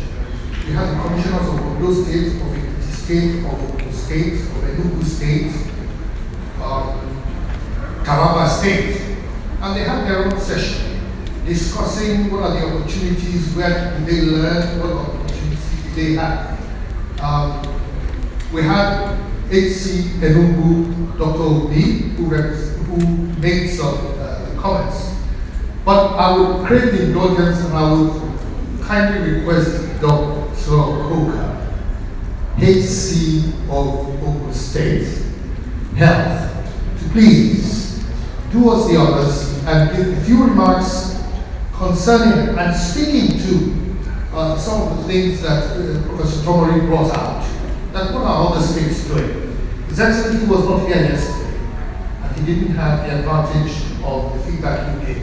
So if you don't mind, I mean, it's not too much, I would please invite you to come and say a few words for these 5 minutes. And during any moment, Mr. Governor, if you feel, the urge to ask a question, interrupt us, please do so. Thank you. Your Excellency, sorry, apologies. Mr. Governor, Mr. Babajide Olushola Sanwo-Olu, the Honorable Commissioner of Health, Lagos State, Professor Riley, the Permanent Secretary, Dr. Ogoye. I'd like to acknowledge my colleague, the Honorable Commissioner from Enugu, Dr. Obi, other commissioners here present, directors, my elder statesman, Dr. Idris, am I right? Yes. Apologies because I'm getting to know faces. Other distinguished ladies and gentlemen here present. It is indeed an honor, and thank you for asking me to speak. From the inception, as you know, from the 27th of February, Lagos State and Ogun State had a collaboration of the first case and subsequent cases as well. And As I said yesterday, a lot of our response was around, coordination, collaboration and communication. And the coordination was led nationally by the NCDC and Federal Ministry of Health, which was supervised by the Presidential Task Force, as we all know. But in a regional aspect, obviously because of your experience with Ebola, I believe Lagos State was in a state of preparedness when the first case actually struck. In our state, we did not have any cases of Ebola, so the case was actually an state case that was transmitted to Lagos.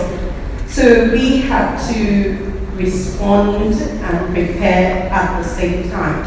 But we have the expertise and support from Lagos State, having been through Ebola, and I believe we worked collaboratively.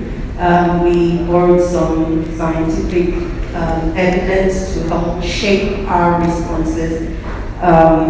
My governor, Prince Dako Abiodun, the executive governor of the state, led our response effectively, because the first assignment he gave me after the case broke out on the 28th of February was, you must go to Lagos and find out how they got the biosecurity lab. I came to Lagos with a cast on my foot, looking for how I could get a level 3 bio, pushing that research out. We wouldn't have been able to respond. Other states followed Ogun State and FCT to watch what we were doing, because we were not the epicenter and the resources had to be attributed appropriately, and we couldn't appropriate the resources without evidence.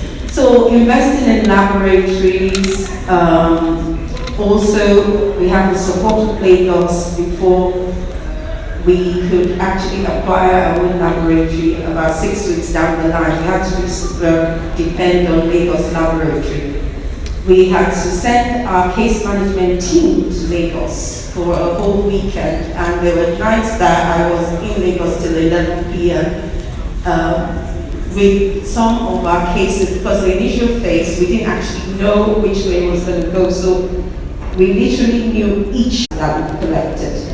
How do we keep our healthcare workers who are few, how do we keep them actually trained? Because once this epidemic is gone, they'll move on to their routine jobs, because we have to bring them out of their routine jobs to make them work in the isolation centers. So how do we actually build a team of infection control doctors that are ready to respond continuously as a nation and as sub-regions, and maybe every state doesn't have to respond. Maybe what we need is a way of actually transferring experts, the institution you're talking about. We need to start thinking about that, because Nigeria has limited resources, and that resources we can't keep spreading it. If we spread it too thin, then we're not going to go be master of, jack of all trades and master of none. Thank you very much. Thank you very much, Dr. Boka. That was very good. She didn't know she was going to be called, actually. And, but she did a very great job. Thank you very much. Very much. Could you have another round of applause for her? One of the things she didn't say, and you did mention 4 C's yesterday, you left out one of the C's, and that one was catch. Coordination, communication, collaboration, and catch. But I see from my explanation that the management of resources is very critical. And this is why we need coordination and cross-state, cross-regional collaboration. You want to prevent duplication of efforts. You want to make sure that you get value for money. You want to make sure that states are not developing policies that work across purposes, especially states that are contiguous. During the COVID-19 response, one of the critical areas that Lagos looked at was points of entry. And not only points of entry, international entry, points of entry between states. When we were reviewing HIV some years back, the critical areas we looked at was the border regions between the states. So they have a lot of justification. Can we have some quietness outside, please? Can somebody ask them? So one of the issues and one of the things that we need to leverage on is the collaboration between the states. Thank you very much. Another round of applause for Dr. Kobe, please. Thank you. I would like to recognize the presence of members of the diplomatic corps and presidents. And I do apologize for not mentioning earlier. We have people from the Indian High Commission. Their names are being brought to me. The British, Canadian, Chinese. Hang on a second, sorry. Thank you very much, Kafaya. We have Mr. Wale Adebajo, representative of the British Deputy High Commission. Good morning, you're welcome, sir. We have Mr. Area Pleasure, Consul General of Holland, Dutch. Welcome, sir. We have Mr. Guido Stock, Commercial Council of Austria. You're welcome very much, sir. Thank you. And we have Mr. Rachit Rawal from Indian Deputy High Commissioner. Thank you, you're most welcome. Sorry, I missed it, the Chinese aren't here. Well, you know, they're always with us. I mean, after all. Anyway. We need perspectives of how other, our neighbors and our friends were able to respond to COVID-19. And some of you were around when Lagos had its own episode and how it was managed. This session is basically a lessons learning session. And it's supposed to be a free, discussion, interactive session. Your perspectives will be not only kind, but appropriate at this time. So I would be, is that Dr. Guago? He's on.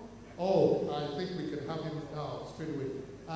Would you like to comment straight away? Can you hear us? Yes, I can hear you. Can you hear me? Thank you. The floor is yours. Saved by the Okay, great. So I will share my screen. And you can all see my screen, correct?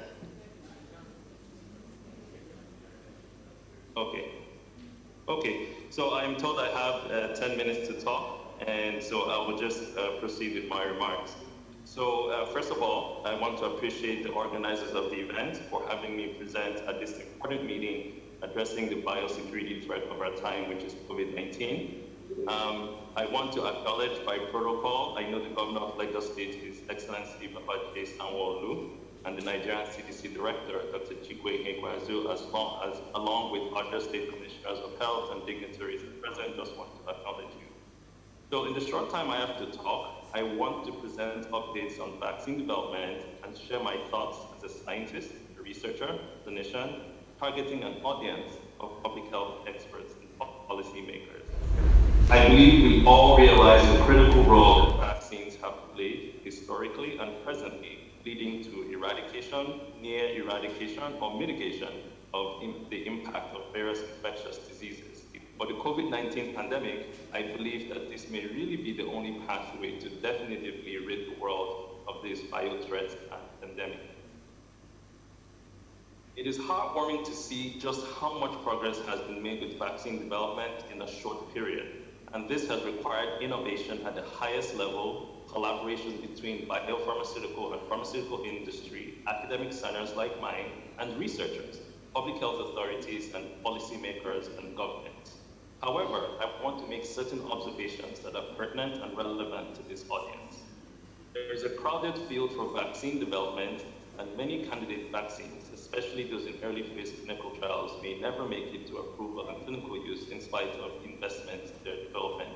In fact, it is estimated that only about 7% of candidates in preclinical development will be successful as vaccines for clinical use. In some cases, unfortunately, we have seen premature vaccine approvals occur before robust data has been accrued and evaluated by regulatory authorities. we know that oversight of vaccine development and regulatory oversight is variable globally. We know that politicization of pandemic responses has colored the public's perception about what should be purely scientific endeavors and has fed distrust of the process. The pace of vaccine research has raised questions about the long-term safety of vaccines being yet unavailable, and also some manufacturing lapses are being identified. Importantly, because enrollment of minority populations in vaccine research in Western settings reflective of the African community, because that participation has been variable, there is a need to assess the generalizability of research findings in other settings to an African population. Also, and importantly, a lot of work needs to be done to translate vaccine efficacy results into real-world effectiveness, which will depend on vaccine uptake. So on this slide, I'm just showing you a bit of the current vaccine approaches. We know that multiple vaccine approaches for COVID vaccine development are ongoing. Messenger RNA vaccines, never before approved for disease prevention, but that are a relatively safe and rapidly scalable approach, have emerged as the lead candidates with very high efficacy numbers. However, the logistics around the two-dose requirement and the unique cold chain requirement will hamper distribution, especially in low-resource settings. However, work is being done to control HIV infection. Furthermore, it is unclear if and after what duration COVID survivors should be vaccinated. Therefore, policymakers would do well to engage scientists and researchers within their scope and communities to decide on how to handle these unknowns. So, my thoughts around procurement, distribution, and prioritization consideration from policymakers are as follows. It is clear that the time to make strategic plans to distribute vaccines when available to target populations should begin now. This should be driven by data, as it is anticipated that there will be only few doses available initially, and we have to consider whom to vaccinate first based on risk and in identified transmission zones or hotspots. This will require microdata from each country, state, and region. I laud the COVAX initiative by the WHO, Gavi, and others, but it's clear to me that the 20% vaccine coverage rate that they're aiming for each country will be insufficient to produce the herd immunity to completely halt SARS-CoV-2 transmission. Moreover, given what will be variable efficacy for different vaccine candidates, it will be important to consider and decide, where possible, which of the vaccine candidates should be prioritized for use in our population. To address cost and competition in the global marketplace, pooled procurement by African member states may be a smart way to compete and obtain even more vaccine doses for the region. Really important to highlight is the messaging around the vaccine, and I think we have a lot of work to do to counteract a lot of the negative information in the era of social media. Myths and outright falsehoods about vaccines are circulating, and these can hamper vaccine uptake and use, even by healthcare workers. One thought I had for policymakers in the audience is you may want to consider the role of vaccine mandates for people who are at high risk of acquiring COVID, such as healthcare workers, and also at ports of entry into the country or borders, so that we can have people vaccinate themselves prior to entering the country to prevent international spread. And this might be a way to mitigate travel-related cases. So lastly, I want to highlight, because of what we know will surely be vaccination shortages, that we may have to prioritize high-risk groups for the initial doses. I've highlighted some of these vulnerable populations or high-risk populations in this slide. My concern is that many of these individuals who fit these criteria may be poor, they may have limited access to medical services, and they may not have a voice and may run the risk of being neglected. So we should make every effort to ensure that vulnerable and at-risk populations are prioritized for vaccine delivery. I remain encouraged, finally, and even inspired by the pandemic response in Africa. I have tried to play a little part as part of the Africa CDC's Task Force for the Novel Coronavirus, where I chair the Infection Prevention and Control Logistics sub-working group. And I want to end by saying that this time of great difficulty presents a significant opportunity for us to address deficiencies in the healthcare systems and build resilient structures that will serve us well now and in the future. Thank you for having me, and I'm happy to take it. He's a quasi-politician, by the way. He has, so when you have a politician to come up, haven't heard Professor Onyema, Dr. Onyema, just shared 6-7 slides with us. You'll be struggling because this is indeed an intellectual discourse, and the audience is, I'm sure there are more PhD holders here than any other place that you can have, doctors and PhD holders here. But since I stand here as the governor, I think it's just that I take all of the applause, because I think it's been a very, very well put together conference, and I want to thank Professor Abayomi and his team. Thank you very, very, very much. I would also want to acknowledge, our own team, Dr. Abdul Salam, Dr. Mutiu, oh yes, thank you very much. I cannot,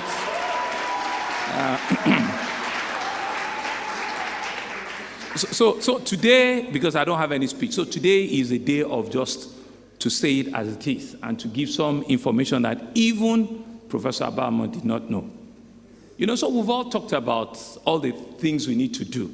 The 3 C's, which were you trace, you test, and you treat. And they've all talked about even no more than 3 C's now, but there are 4 C's because cash is critical.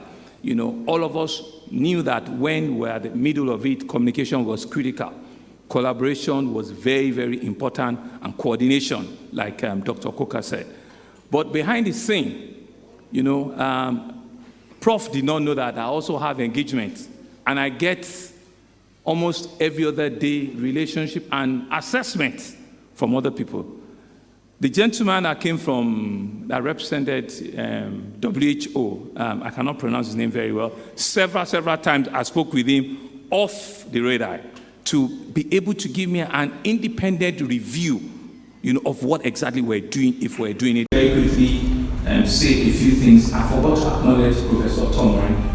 Professor Iwale Tomori is someone that I, from a distance, have also very huge respect for. And I want to assure Prof, if he's still online, that the story of 1989 is not lost on me. He had said it, and he had said it in a very, very, very straight and subtle manner. We understand what the issues are, especially for us on this side, us meaning political leadership, at this point in time. It's such a very difficult time to be in position of leadership in almost every part of the world. This is any longer, but with pathogens and with molecular laboratories and all of the things that are not even available to the naked eye. And I want to say that indeed, for you to be here, that means that there are also something that is happening at the national level that we also need to commend them for, and I think they deserve a round of applause. And so, being part of this gathering in the last 2 hours or so confirms part of our own review and all the things that we say we want to do going forward. We've said to ourselves that COVID-19, yes, is still around us, but it's the learning that we need to have post-COVID-19 that is also very critical. And that's why Professor Abayomi actually said that in 2021, we're actually going to dedicate budget to ensure that our learning capability are well documented. What are the things that we did well? What are the things that we did not do well? What are the learnings that we can? So that people that are coming from us could have some documentations and in which they can also learn from. That's number one. Number two is also what Professor Tomori also said, that part of our plan certainly should not be to just end at the year 2000 now, because yes, we have a level 3 biosecurity lab, but we need to also have a plan to ensure that we'll continue to scale up and raise the bar to be sure that in the next 5 to 10 years, we have that plan and we're still working, on that plan. And that takes me to part of also the commitments in terms of the leadership that we have also given to it. Each day I fight with him and say that because you've been so preoccupied with the treatment and all of the learnings of COVID, infrastructure is also important. We need to have boots on the ground. People need to see that we're scaling up not only training, not only skills development, but real infrastructure on the ground. Even if we don't have the money, let's go look for it and ensure that we can build structures that can outlive us. And so that's why I'm happy to also reinform us again that the building for our we're going to call it African Infectious Disease Center, will start next year.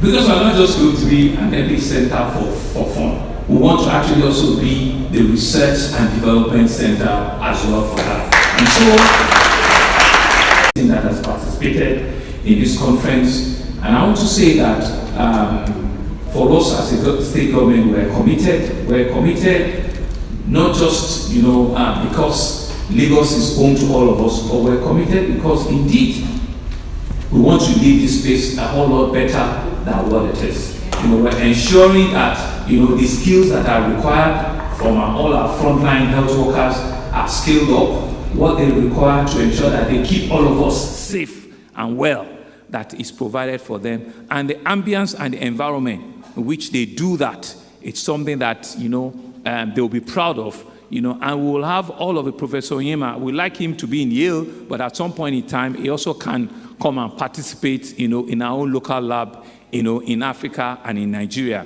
And like what Professor, thank you. And like what Professor Tomori said, that somebody that he once had as a student, 30 years down the line, came back to also be teaching him, on new things, on new discoveries that we have lost. And I think really, as a roundup, is for us that as a position of leadership to ensure that there is nothing we do if we haven't, as it's been since yesterday. Thank you very much. Enjoy the spirit of Lagos. Thank you very much.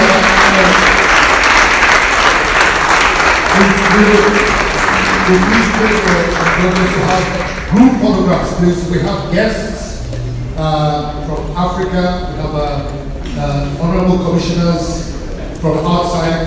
We have our NSA. Please ask you to come on the podium. Dr. Obi. Yes. Other commissioners from. Yes.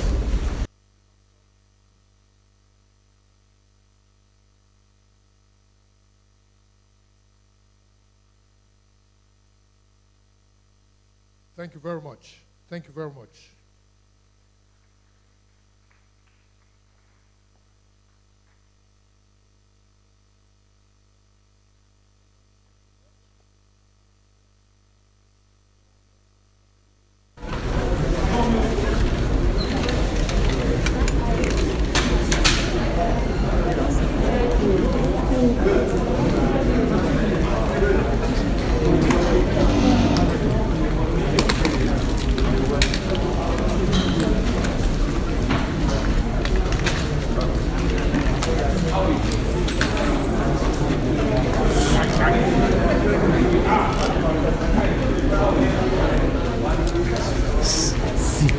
Hey, move back. Yes, sir.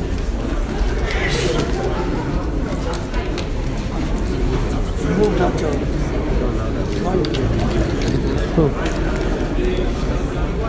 You see, this is for streaming for the event. We don't allow it. They finished the event already. What are you streaming?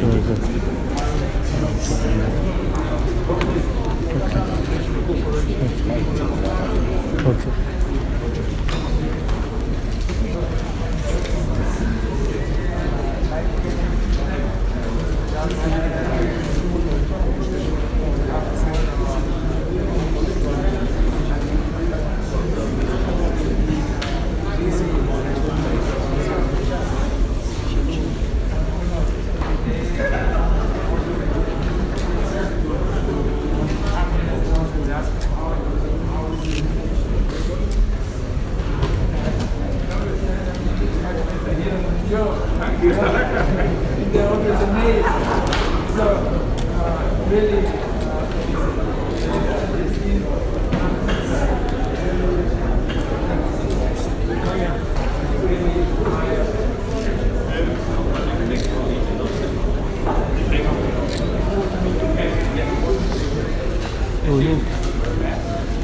Yeah, focus camera is on.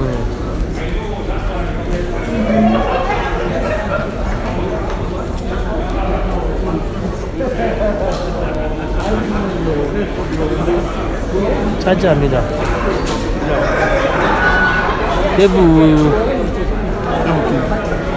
Mama. Power bank nǹkan tí mo ti mú wá padà.